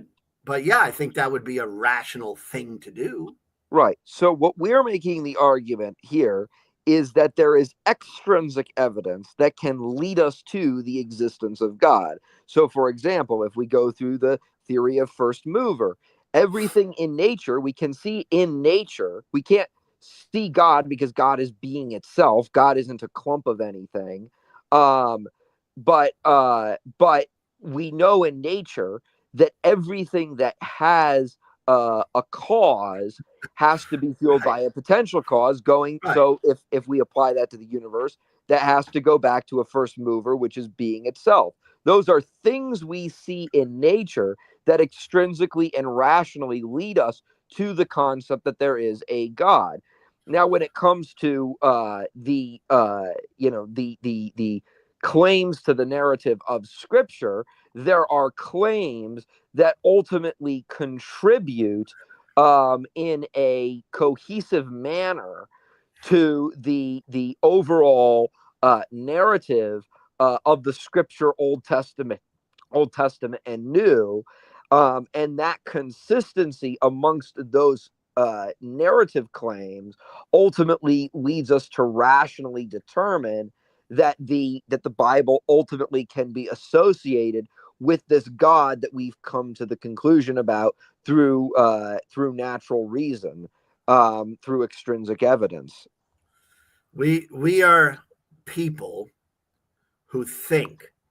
All right. And we have subconscious mind, we have conscious mind, we have instincts, we have intuitions. These are all things that emerge from our brain. All right. That's just kind of what we know. All right. Um, you know, philosophy, which is, you seem really good at some sort of philosophy. All right. But do you feel that's philosophy, whatever philosophy you were into? Yes. Right? Do you feel philosophy proves something? I believe in certain fields, philosophy can prove something, but I would say different fields and different sciences don't prove every single thing. For example, if I want to figure out what the square root of pi is, I'm not going to use biology to determine that. But that doesn't mean that biology is a phony science or a phony Mhm. field. By no means, biology is a very prestigious field. It's Okay, just but that in some situations it doesn't explain that. So when it comes to, the you know, nature of philosophy, let's talk about yes, that. All right. okay, Philosophy, I mean, it's a tool, it's a thinking process. It makes your mind think. That's why I like talking to you. It makes my mind think, right? appreciate that. Yep. So that's a good thing. I'm not saying it's negative, all right? But that doesn't prove anything. All right. That's proof of things. At least I generally think of as concrete, something real. All right. My thoughts are always subjective, always. All right. Philosophy is like thinking a lot, and it has its benefits and it's wonderful, but it doesn't prove a darn thing. All right. Science, at least, is different. It's not, philosophy is not a science. At least I don't look at it like a science. I mean, do you feel, let me ask you that directly. Do you feel philosophy is science? Oh, I believe it can be a science. I think mathematics is a science, and I think that philosophy can be a science because philosophy isn't just, well, I'm guessing, I'm making this up as I go along. No, what philosophy is looking at certain things and ultimately coming to looking at certain things in nature and through reason that are around us and coming to a conclusion based on the reason that exists around us. So it does involve the study of reasonable aspects in our world. So I think in that regard, it absolutely can be a science. It may not be a traditional science, but many people would say mathematics is not a traditional science. I don't think, and I'm not honestly, I'd have to Google it. All right. I don't think philosophy is considered a science. All right. Wouldn't make sense to me that it would be. All right. That's why it's kind of like, you know, philosophy makes you think. All right. Whatever it is that you're thinking is always subjective, because once you use your mind and your brain, it's subjective. All right. Regardless of who's doing it. All right. When you think, you have subjective thoughts. When I think, I have subjective thoughts. All right. None of that is objective. And it seems to me that science deals with objects, the physical, the natural. All right. And those are the things we can really decipher to be absolutely true or most likely to be true. But when we have to prove God using a philosophy, there's always a counter philosophy. You know, some guy has a philosophy that is this way, and another person has a philosophy that's different than that philosophy. And they both can make sense. That's kind of like, to me, religion is kind of philosophy. Theology is a type of philosophy. It's like looking at these things and, oh, we could look at it this way, right? Theology. We look at it this way, and then it makes sense to us. And another person says, well, we could look at it this way, and this makes sense to us. They can be two different things. And the argument never is proven. It's never solved. It just goes on and on and on and on. All right. Well, and again, if God was real, all right, he wouldn't have to prove himself to me through philosophy. And it's just insane to think that God he's all powerful. He can't just prove himself to me. He has to have me think all these wild thoughts, right? And contemplate all these things, right? And then I'm gonna say, all right, I side on the my mind goes in this direction. Well, there's a couple things. That we can come to. To break down some of the things that you said. First of all, you talk about philosophy not dealing with objects. Again, that's where I'm going to disagree with you. I mean, in all of St. Thomas Aquinas's proofs for the existence of God, he always deals with objects, and not just objects, but relative motions of the universe. And those are primarily what he uses to prove the existence of God. Now, in regards to, it seems like, and correct me if I'm wrong, it seems like you're really honing in on the concept of intrinsic proof. If you're not, I don't want to mischaracterize it, but it seems like what you're talking about. You're talking about intrinsic proofs. If I'm mischaracterizing you, let me tell you. Okay, go ahead. I think. All right. And I'm not a philosopher.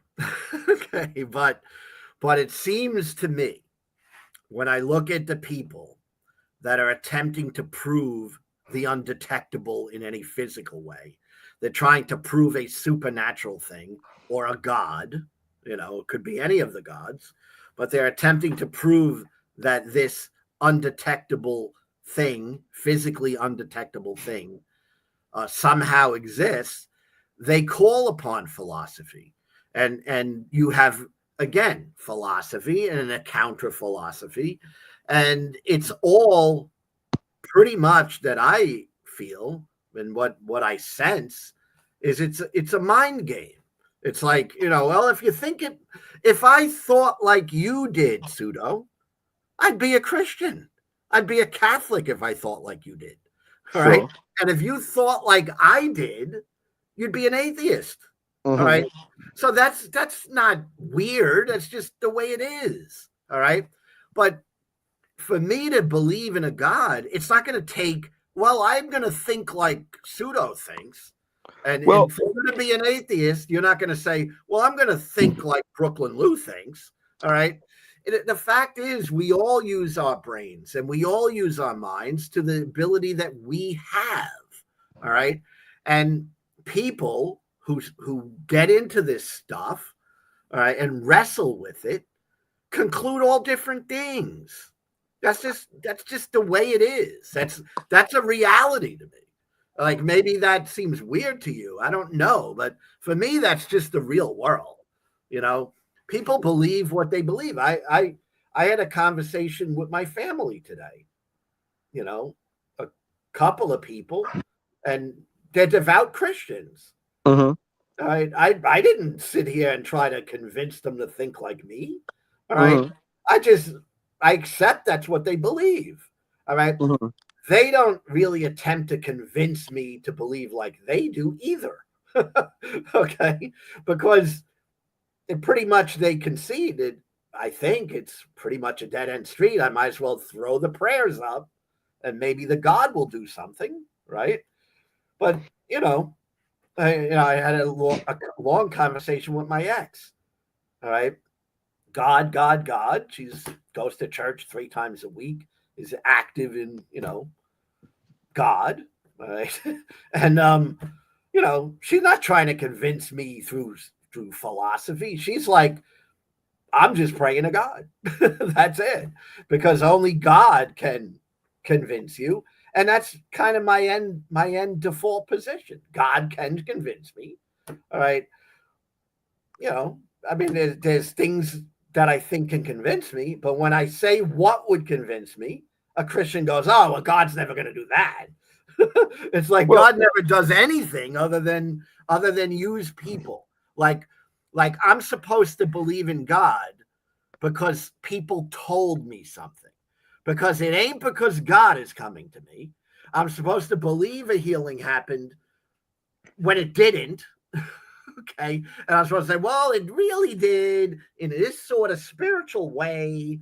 All right. But it's not real. It's make believe. All right. And as long as I believe it enough and I say it enough and I repeat it enough, it makes me feel better. I mean, that's what I see happening. I mean, my ex is going to pray and I'm happy. Pray.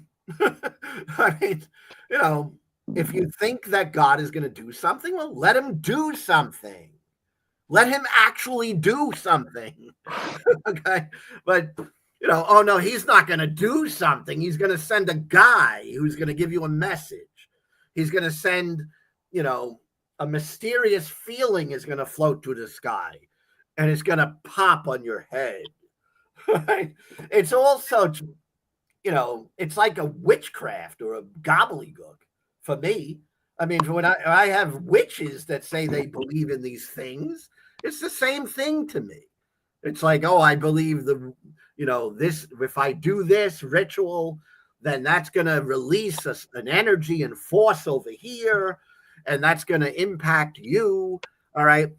Well, it's kind of what I see Christianity as. Not that it's the same, but in its essence, when you go deep, it's the same thing. I'm going to pray to an invisible God, all right? And he's going to do something, but it's not going to be he's going to show up. That ain't going to happen because no Christian believes that I know. They never think God is actually going to show up.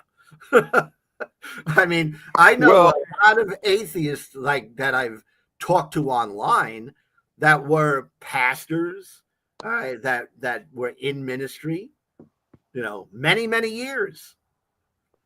And they said, well, God never showed up. I mean, sure. Well, he never never really did a darn thing. Right? Well, God had. Well, first of all, two things. First of all, God can't just appear in your kitchen because God is being itself. God is not a glob of something. He's not a bunch of components that are just No, going to be like, poof, hey, I'm he's this. here. God is here. All right, he's in my mind. That's it. All right, he's Well, a what I'm product telling of my you own is, mind. but That's what right, but he is. But what you're saying is, well, why can't he show up here? Why can't he show up there? What I'm telling you is the reason why is because the claim we're making is that God is being itself. If God is being itself, then he can't just appear in your kitchen. I mean, you No, can't. he doesn't. He can't do a lot of things. Well, that's That's just what I'm how saying. God naturally is. That's just how Doesn't God really naturally is. have. He doesn't really demonstrate any power. All right. What he demonstrates his power through philosophy. He demonstrates his power through people running around trying to evangelize people. That's his power. Well, yes, If there God. is So any you're power at talking all. about secondary causes. God uses secondary causes because secondary causes perfect the thing that He created. So, for example, when it comes to a human being, if He uses a human being to preach or evangelize or to teach, that ultimately leads to the perfection of the human being. It's not just, well, poof, I've just made you like that, because if the person wasn't like that, then that wouldn't perfect the human being through motion. I don't know any person who was Christian for many years who can show me anything real. All right. I literally hear all about what people believe. All right. That's what I hear. All right. I believe this. I believe that. Belief just doesn't do it for me anymore. All right. I mean, it just does not do anything. All right. And that's pretty much why, I mean, if I had to boil it down, it's pretty much probably the main reason I'm an atheist. I mean, I sat in rooms by myself, praying to God many, many times. All right. I prayed to God, prior to kind of changing my mind about God. I prayed many times. All right. I've prayed thousands of prayers. And other than feelings in minds and thoughts, nothing has ever happened. Nothing. Right. And it's hard to, when you believe, you can't even like face that, right? You can't, that's a block. It's like, no, something happened. It happened up there. It happened in the spirit world. We didn't see it happen, but it happened in a way that we don't understand. All right. But something really happening, never heard it. All right. All the years I was a Christian. I mean, it doesn't happen. All right. And that's what I would call God doesn't show up. He doesn't do anything. All right. His people, the people who say they're Christian, they do stuff. I mean, they show up. They'll show up maybe and give you a hand. I mean, they'll show up in reality. They're real people. But the God is always invisible. He's always undetectable. He's always hidden and not there. All right. Other than, and that's my big concession, other than in your mind. That's it, in people's minds. And that just doesn't impress me at all. So that's probably why I maintain non-belief. It's not because I want to not believe. I mean, I'd love to believe, but I have to have something real. Okay, I'm a real person, and I'd like something real. All right, I've heard all the stories. I've read the books. All right, I've prayed to the God. I worship the God. All right, I've dedicated my life to the God. in the past, all right, I lived every day for the God. The God never actually did anything, all right? And you know, that's a hard pill to swallow, all right? You know, when you're a believer, that's difficult, all right, because you've dedicated your life to something, all right? And you know, it's a very weird spot when you're a devout Christian and you come to a point where you're like, just ain't happening. There's nothing here. It's a devastating moment in a way. You know, it might have took a long time to get there. For me, it took probably 3 or 4 years. All right. But when I finally got there, I was in a room in a tool shed. All right. This would be an atheist testimony, right? I was in a tool shed. I had no money and I was living in a tool shed in a backyard of somebody's. Okay. And I spent days and days and weeks in that tool shed. And I prayed and I prayed and I, you know, tried to believe, right, while learning other things. And then I came to a point where I said, I just got to be true to myself. Just don't believe it anymore. And then a fear will come over you, at least for me. A fear comes over you and you're like, wow, if I'm wrong, he's pretty mad. Right? If I'm wrong, he's pretty mad. All right. And then the next feeling is I'm going to trust myself. I'm going to trust my own mind. And then the fear goes away because you're trusting in yourself. You are, I mean, Christians will say you become your own God, right? And I don't think of myself as a God, but I think of myself as a free agent of me, right? I'm me and I'm a free agent of me. And I'm going to trust me, right?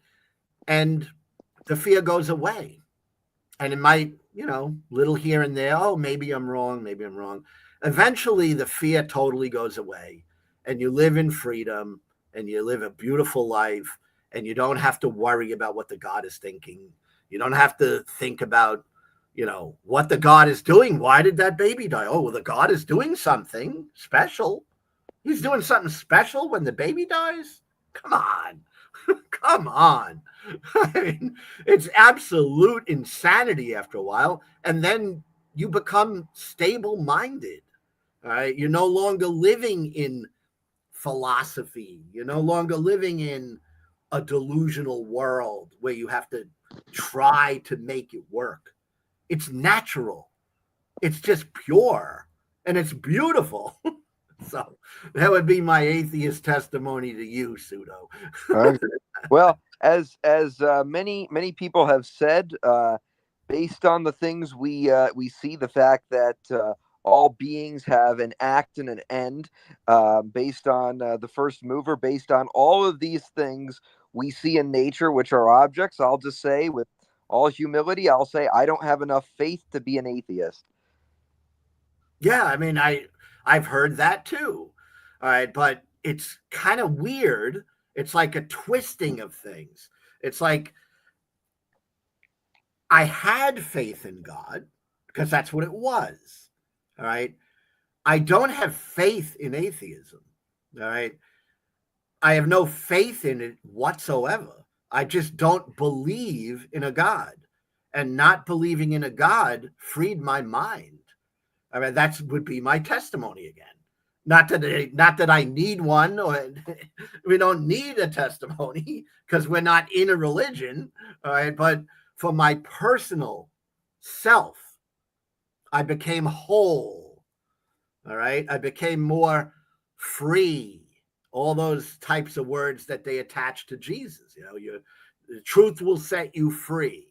Well, I've talked to, you know, different people, and it's something that happens, you know, experientially, and it's all here too. It's in my mind. I'm not saying it's something happened that was, you know, It happened here. My mind was free. All right. I became freer in my mind. And all I see Christians doing is they're also using their mind, you know, but a lot of it is I'm a bond servant. I'm serving somebody. All right. I serve people I choose to serve. All right. I do the best I can. And that's good enough. I don't need anything else. I'm comfortable with who I am. All right. As a Christian, kind of hard to be comfortable with who you are because you're always being reminded about how bad you are. It's like, you know, man, I'm a really bad person. I did this and that and this and that. All right. It's like, it's hard to have any self-esteem. It's like, you know, you're reading a book that's telling you you're bad. All right. You're bad. And it's like, that'll beat you up. All right. When you realize that you can trust yourself, all right, I don't know. I found it freeing. My mind related to that. It freed me up. All right. And I know it's psychological. I understand that. It's all psychological. Religion is psychological. Atheism is psychological. All right. None of us know. All right.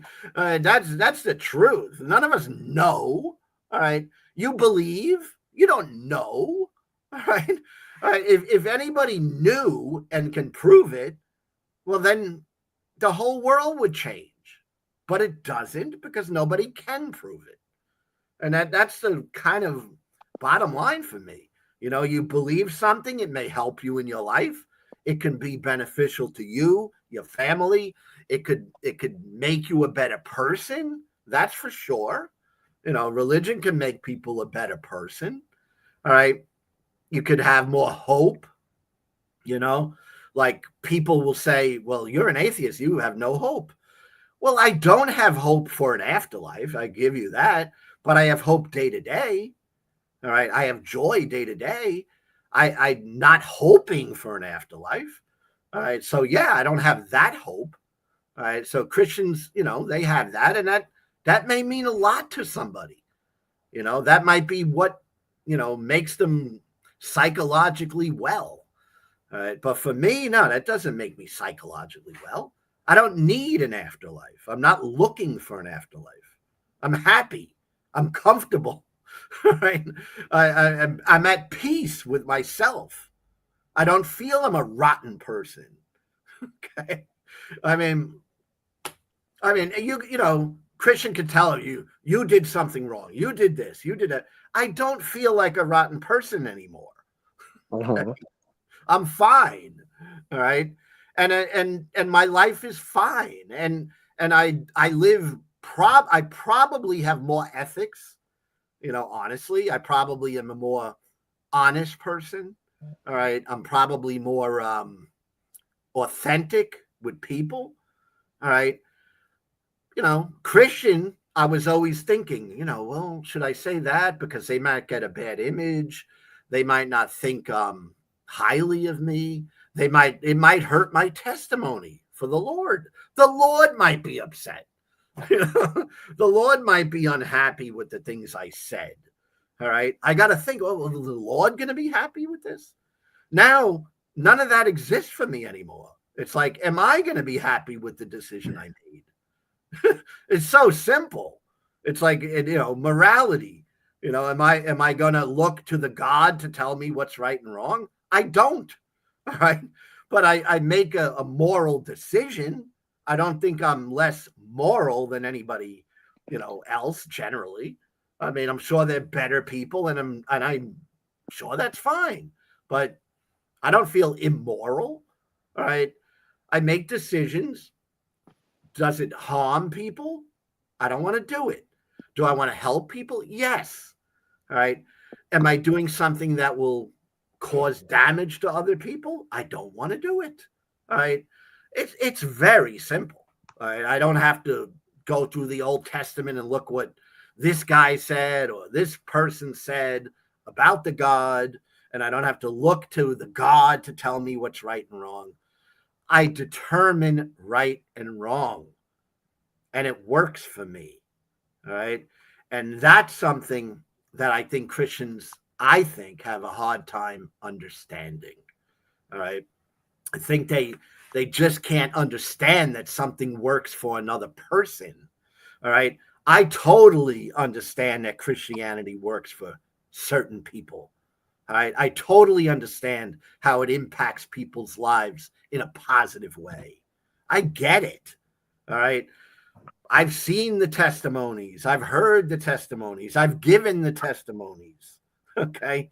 So it's not something I think is people are trying to do something bad, but Christians don't seem to understand that people can be happy without God. People can be moral without God. People can live a good life without God. Right. And there's people that don't need God. Now, you know, yeah, they might be punished and, you know, tossed into hell because they dared to live a happy life. They dared to do good without God. Right. But in the end, so what? I mean, I do what I do. If God is going to put me in hell, if he's going to punish me forever, all right, based on my lack of belief, there ain't nothing I could do to stop it, right, other than make my mind change and say, oh, bow, and oh, I now believe, I believe you. All right. That whole thing is crazy to me. All right. I'm ranting, but it's crazy to me. I have to bow to an all-powerful being. I have to lay myself down and say, please, please, please help me. All right. All right. I don't ask for help anymore. All right. You don't hear me asking for help. I'm going through a surgery. I'm not asking anyone to help me. Right? I'm not sitting there crying, oh, help me. Oh, I'm so sick. None of that is part of my life anymore. Right? Because I'm independent and I have a free mind and a powerful mind and a focused mind. And I don't focus on fear. So going through this or that or this cancer, that cancer, it does not matter to me, right? Because I'm content. That's contentment, all right? Christians I meet, they always, you know, they're not as content as they should be. If there's anything I would say to a Christian that might help them, it's if you really believe it, then live it. Okay? Because if you really believe it, you got to live it, because otherwise it has nothing. There's no power to it at all. All right.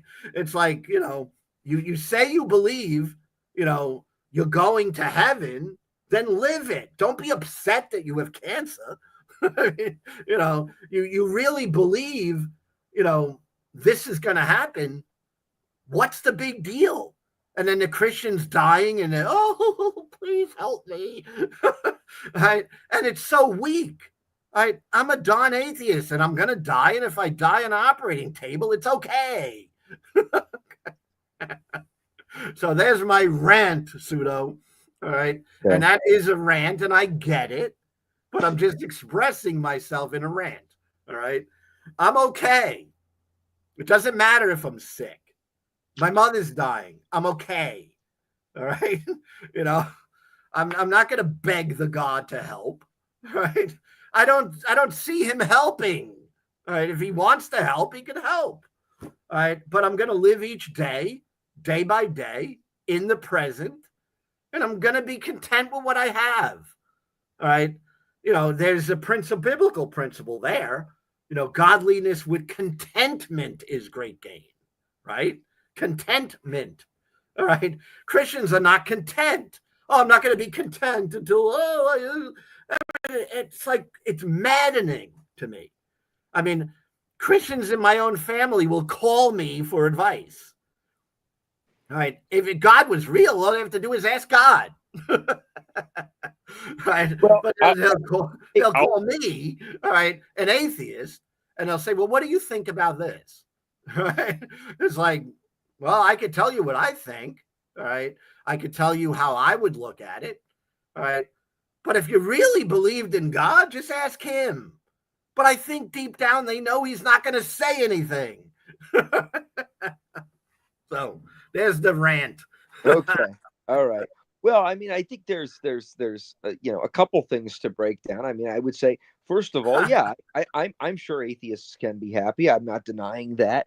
Um, but I think what you're talking about, what you're generally referring to, and I'm not specifically just talking about your beliefs here. I'm talking about the emotions in general.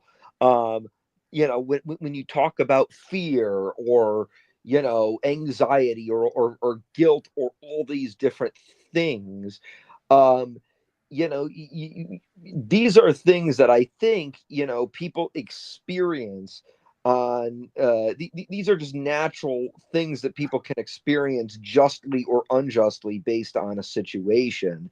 So in regards to guilt, yeah, there are some points when you shouldn't feel guilt, and you shouldn't no person should feel despair. If a person is Christian or not Christian, they should never feel despair. Obviously, there are points when a person does have to feel guilt, and that's not just referring to religion, that can refer to any event. Like, for example, if I do something wrong, if I tell a lie, I should feel guilt for that. But I don't think that that's just a necessary thing where I don't think it's as simply boiled down as, well, I felt guilt as a Christian and this was always bad, and now I don't feel guilt and that's good. There are points where guilt can be positive, and there's points where guilt can be a negative. And I can't remember what else I was going to say, but I kind of don't think it can be a positive, except, and I'm giving an exception, if this guilt that you feel somehow makes you change your actions, all right, then there could be a positive from the guilt, all right. But I don't have a need to change my actions. I don't see that, all right. If I don't want to do something, I don't do it, all right. well, If I hurt another person, I will apologize. If I'm wrong, I will admit it. Right? right. That's being Yeah, true. I'm not just talking about a religious standpoint. I'm talking about any guilt. If a person messes up, and it's natural human nature that everyone messes up, if someone messes up, they should feel guilt. They shouldn't feel despair. They shouldn't feel despair in any sort of instance. Nobody should be like, oh gosh, I messed up. That means it's the end of the world. I'm giving up right now. They shouldn't turn to that, but they should feel guilt. I mean, guilt is a natural feeling in response to justice. If I mess up, the guilt I feel is ultimately a receptive principle of justice. Well, the thing with guilt from a Christian perspective versus an atheist perspective, because I've been both places in my mind, because it's all up here, my friend. But I've been both places mentally. All right. The Christian guilt is I feel guilty for something I may have done, but I also feel guilty because I hurt the God. All right. And the God, at least the form of Christianity I was involved in, the God is always examining what you do. All right. So he sees you when you're good or bad. All right. So if I do something and it insults the God, that's even worse. It makes the guilt worse, I Oh, felt. sure. Oh, All sure. right. But I would say that that's a part of justice. I mean, the greater the action, the greater the person, the greater the status, the greater the guilt is. For example, if I hurt a friend, if I mess up and that hurts my friend, or it hurts a stranger, or let's say it hurts a stranger, that's going to make me feel bad. But if I do something that hurts my parent, that's going to make me feel even worse. So that is a greater level of guilt that I feel based on that situation, and I think that that's a natural antecedent of justice. Hey, gonna ask you one question because I'm gonna go to sleep soon. I got a consultation on my surgery in the morning. Sure. But I'm gonna ask you a question. With Christians, and I know, I'm not asking you to talk down about Christians. All right. I just want to understand. Sure. When you look at Christians, as compared to, let's say, other people Mhm. that are not Christians. All right. Mhm. Do you see any real difference? Because I don't. I mean, what I see is Christians have the same problems. They have the same, same issues. All right. Their lives are very similar. They do the same sins. I mean, take like abortion, right? The Catholics are against abortion. Catholics get abortions all the time. All right. It's not like they're immune from abortion. They get abortions all the time. All right. Catholics, Christians, they commit crime all the time. All right. They do murders all the time. All right. Religious people do murders. So, I mean, any sin you can think of, Christians do it. All right. The jails are filled with, for mostly a majority of them would say they're Christians. All right. Divorce is very high amongst evangelicals. Very high. All right. Divorce is not so high amongst atheists. Not to say that atheists can get divorced. Of course they can.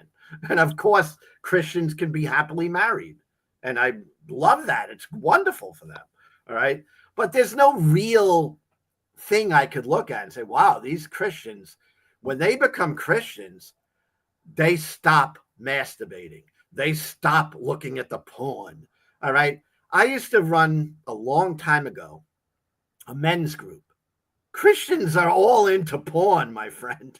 Okay? Oh yeah. Now, I'm not judging porn. I could care less now.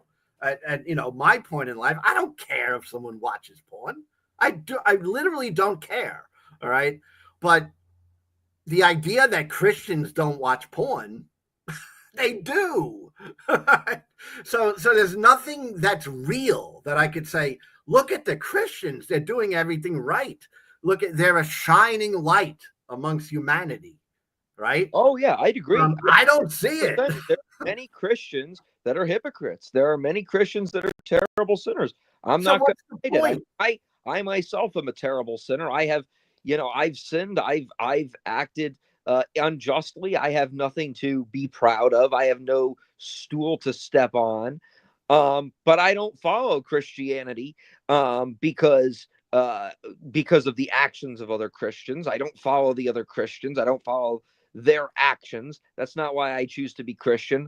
I choose to believe in God because all the evidence has shown me that there is, the evidence that we see in nature, like the theory of first mover, the fact that every single species has an end and all ends require an intellect. When I look at nature, I see no other explanation for the things I see except that which is a first mover or a first cause, which we call God, and the reliability of Scripture, the fact that we see a narrative and that has been attested to by multiple different witnesses over 2,000 years. Those things ultimately lead me to Christianity. Those things ultimately intellectually lead me to Christianity. It's not the behavior of Christians. If you're making the argument that there are Christians that are fornicators and don't live the life that Jesus should and act like hypocrites, I won't disagree with you for a second. There absolutely are, but that's Well, not. here's the thing, and I get it. I mean, I'm not saying you should think that means Christianity is false, because it doesn't, and I totally understand that. I'm just saying that for someone from the outside that's not a believer in these things, all right, it's very weak testimony. All right. You see the pastors, they're all, not all. I know that I've met two great pastors in my life. And I recognize that as a human being. Wow, these are really great men. Right. So I'm not saying all Christians are like this, but for the most part, the pastors are fornicating. The pastors are ripping off people. The priests are pedophiles. And it goes on and on and on. They're stealing money. They're hiding the sin. They're doing all this stuff. And that's just in the public eye. Right. Oh, sure. when you're behind the scenes, you see even more. Oh, sure. Oh, You sure. see even more. All right. Absolutely. So it's not, it definitely doesn't mean Christianity's false. I know that, but it doesn't mean Jesus didn't, live a perfect life. But the Christian testimony, in America, it's pathetic. It's Oh yeah, pathetic. absolutely, absolutely. There are some terrible evangelists. I'm not arguing with that. There are people that just do a horrible job of living out their faith. I'm not disagreeing with that at all, and they will be judged for that. But what I'm ultimately saying is intellectually, I think the evidence, the extrinsic evidence, leads me to think there must be a God. I mean, when I look at nature and I look at things in nature which cannot be explained by any sort of other principle relating to to natural law except that is being itself, that leads me to the conclusion of God. But I would agree with you. I would agree with you 100% that there are plenty of Christians that are total hypocrites. That's not anything I'll deny. And they go through the same things that anyone else does. I mean, Yeah, that I like I don't said, disagree with that. if I saw that it was so different, that would be impressive to me. I go, wow, these people are pretty impressive people, But when my favorite expression I tell my girlfriend all the time is, you don't know till you know. and that's what it's like in the Christian world. It's like, oh, that guy's a holy man. He's a great guy. Oh, well, now I went somewhere and I found out he was cheating on his wife. And now I went somewhere and I found out he was, doing some sort of crazy sins. All right. It's like you didn't know till you knew. It's like, and it's filled with that. I mean, it's just literally filled with that. It's like if the Christians were living such a wonderful life and I could see a difference, that would show me something.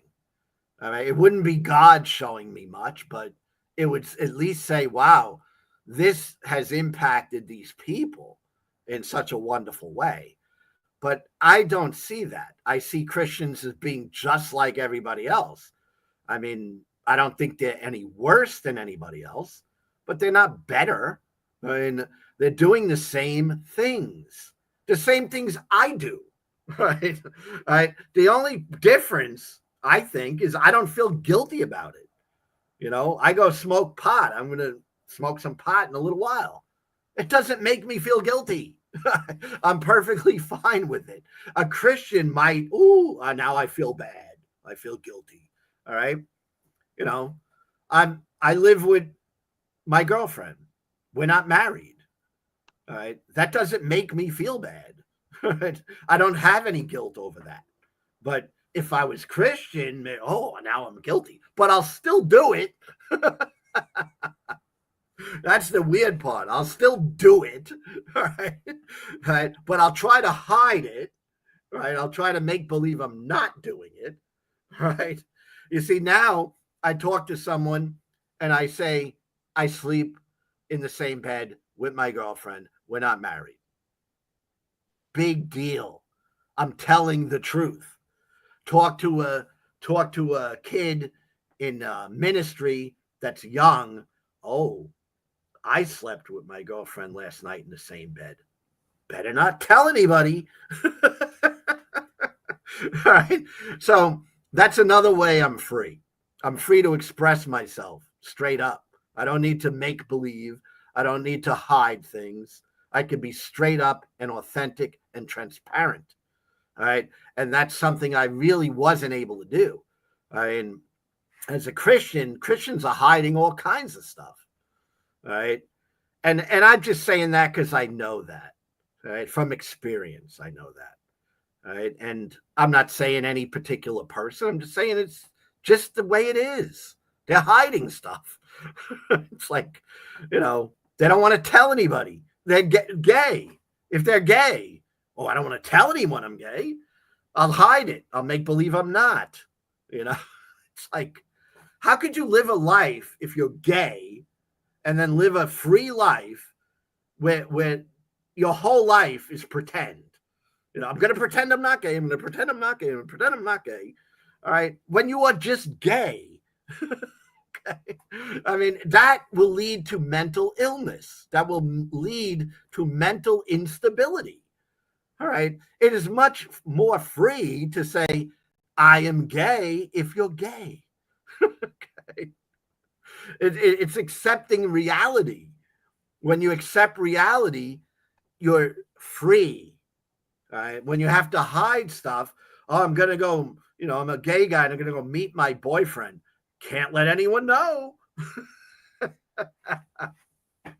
right. It's weak. It's immature. It does nothing. There's no power there. It's not something that I would want to do.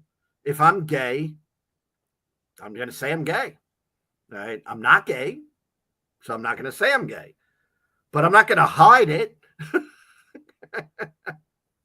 because there's no reason for me to hide it. None at all. And I wouldn't feel guilty about it at all. None. All right. So anyway, it's been a huge, interesting conversation, Pseudo. And much respect. Yeah. Never want to change. All I wish on anybody is peace of mind, contentment, joy, peace, all of those good things. All right. Right. If you find that in your belief, wonderful. It's terrific. All right. But I'm not going to condemn a Hindu because they find the same thing in their belief. All right. And I'm not going to condemn an atheist because they find peace in how they live their lives. I'm just a live and let live. All right. If you don't hurt me, you don't do anything to harm people, man, go for it. That's what life is all about to me. You know, live a good life, not harm people, you know, try to leave the world a little better maybe when you leave. And that's it. It's not complicated for me. And if you do that as a Christian, much, much blessings to you. You know, wonderful. Right. You know, a guy, I mean, real quick, my ex is a devout Christian. My daughter is a pastor. Okay. My grandchildren are being brought up Christian. Okay. Mm-hmm. I tried to do a live yesterday. Guess who pops on? My ex and my granddaughter. Okay. Well, that bothered me. Not because I'm going to say anything that I think is wrong. It just bothered me because I know that my grandchildren are being brought up Christian. Okay. And I respect that because I respect my daughter. You understand? Mm-hmm. Right? And I don't want to split in the middle and then, you know, my granddaughter is seeing something and saying, well, grandpa thinks differently, right? Because I actually think something's wrong with that, right? I mean, the children are brought up by the parents, all right? And I trust my daughter to bring up my grandchildren, all right? And I don't think it's my place to bring them up, all right? I trust my daughter to do the right thing with my grandchildren. You understand? Mm-hmm. So that is like, so, you know, I mean, I'm happy if my grandchildren are Christian and are happy and live a good life. All right. I'm happy that my daughter's happy being a Christian. All right. And no problem at all. All right. I try not to talk about these things. That's why it was like so weird and insulting. It's like, you're going to hear me rant about atheism? and my little granddaughter's got to be there. All right. I think you could understand how it was very uncomfortable, right? Yep. And that's not my intention. I don't want to indoctrinate children into atheism. Sure. Okay. And I don't, you know, I want parents to raise their children in the way that they feel and believe is right for them. And I just hope that they do a good job with it and the children grow up to be good people. That's it. So I'm not an anti-religion. I just doesn't work for me. It's not something that helps me. Right? It doesn't help me at all. So, that's it. And for people it helps, wonderful. Wonderful. It's a great thing. All right. And I'm fine. I know you're going to be fine because you're a grown man, right? And Yep. you're not going to let me destroy you. Right? I mean, who am I? I'm not, I mean, anything I say should never make you miserable. I hope not. No. Right? And Right. and I don't, you're not capable of making me miserable because I heard something about Jesus. I've heard it about Jesus. I've heard everything about Jesus. I've read about Jesus. It's not going to make me miserable to hear it again. Anyway, much blessings to you. All right. Yeah. And we're not going to solve the world's issues. Yeah. True. Would you agree with that? Yeah. I have well, we're not going to come to a conclusion tonight, but it's good talking with you nonetheless. All right. Appreciate it. And anyone else in the chat, I know I didn't get to talk to any of you really because I got all caught up with pseudo. But, looks like there was a debate going on in the chat too. I haven't been reading it. Cross examinations and C. Frazier were both debating. Yeah, I think cross examinations. You're a real nice guy too, and I appreciate that too. And just for stopping by my silly chat, I didn't know if anybody would come into this chat, so I'm happy that people popular guy for making the rounds on like Burning, or what was the one guy's name? Zealot's channel and a bunch of other people. You've gained popularity. I've been on a few Christian channels, that's for sure. Yeah. And well, feel free to come on Burning Bushes because Burning Bushes is an Eastern Orthodox guy. I've been on his channel. He's pretty nice though. If you talk to him, he's pretty nice, and he'd approach your questions with compassion, I think. I don't think there's any reason to be not compassionate toward another human being. No, there's not. I mean, there's not. I agree. I mean, to think of it from your perspective, if I'm going to hell, that's enough, isn't it? I mean, at least you could be nice to me. Right. Well, all right, man. Love is a necessity of the order of charity. I mean, yeah, I mean, I guarantee you that we agree on a lot of things. Yeah. Right. I guarantee you that. Just religion isn't one of them. but I know that we would agree on lots of things about treating people right and trying to make the world a better place because you're a sincere man. Oh, I appreciate that. You as well. All right. Bye everyone, and I hope to see all of you again. You too. Bye.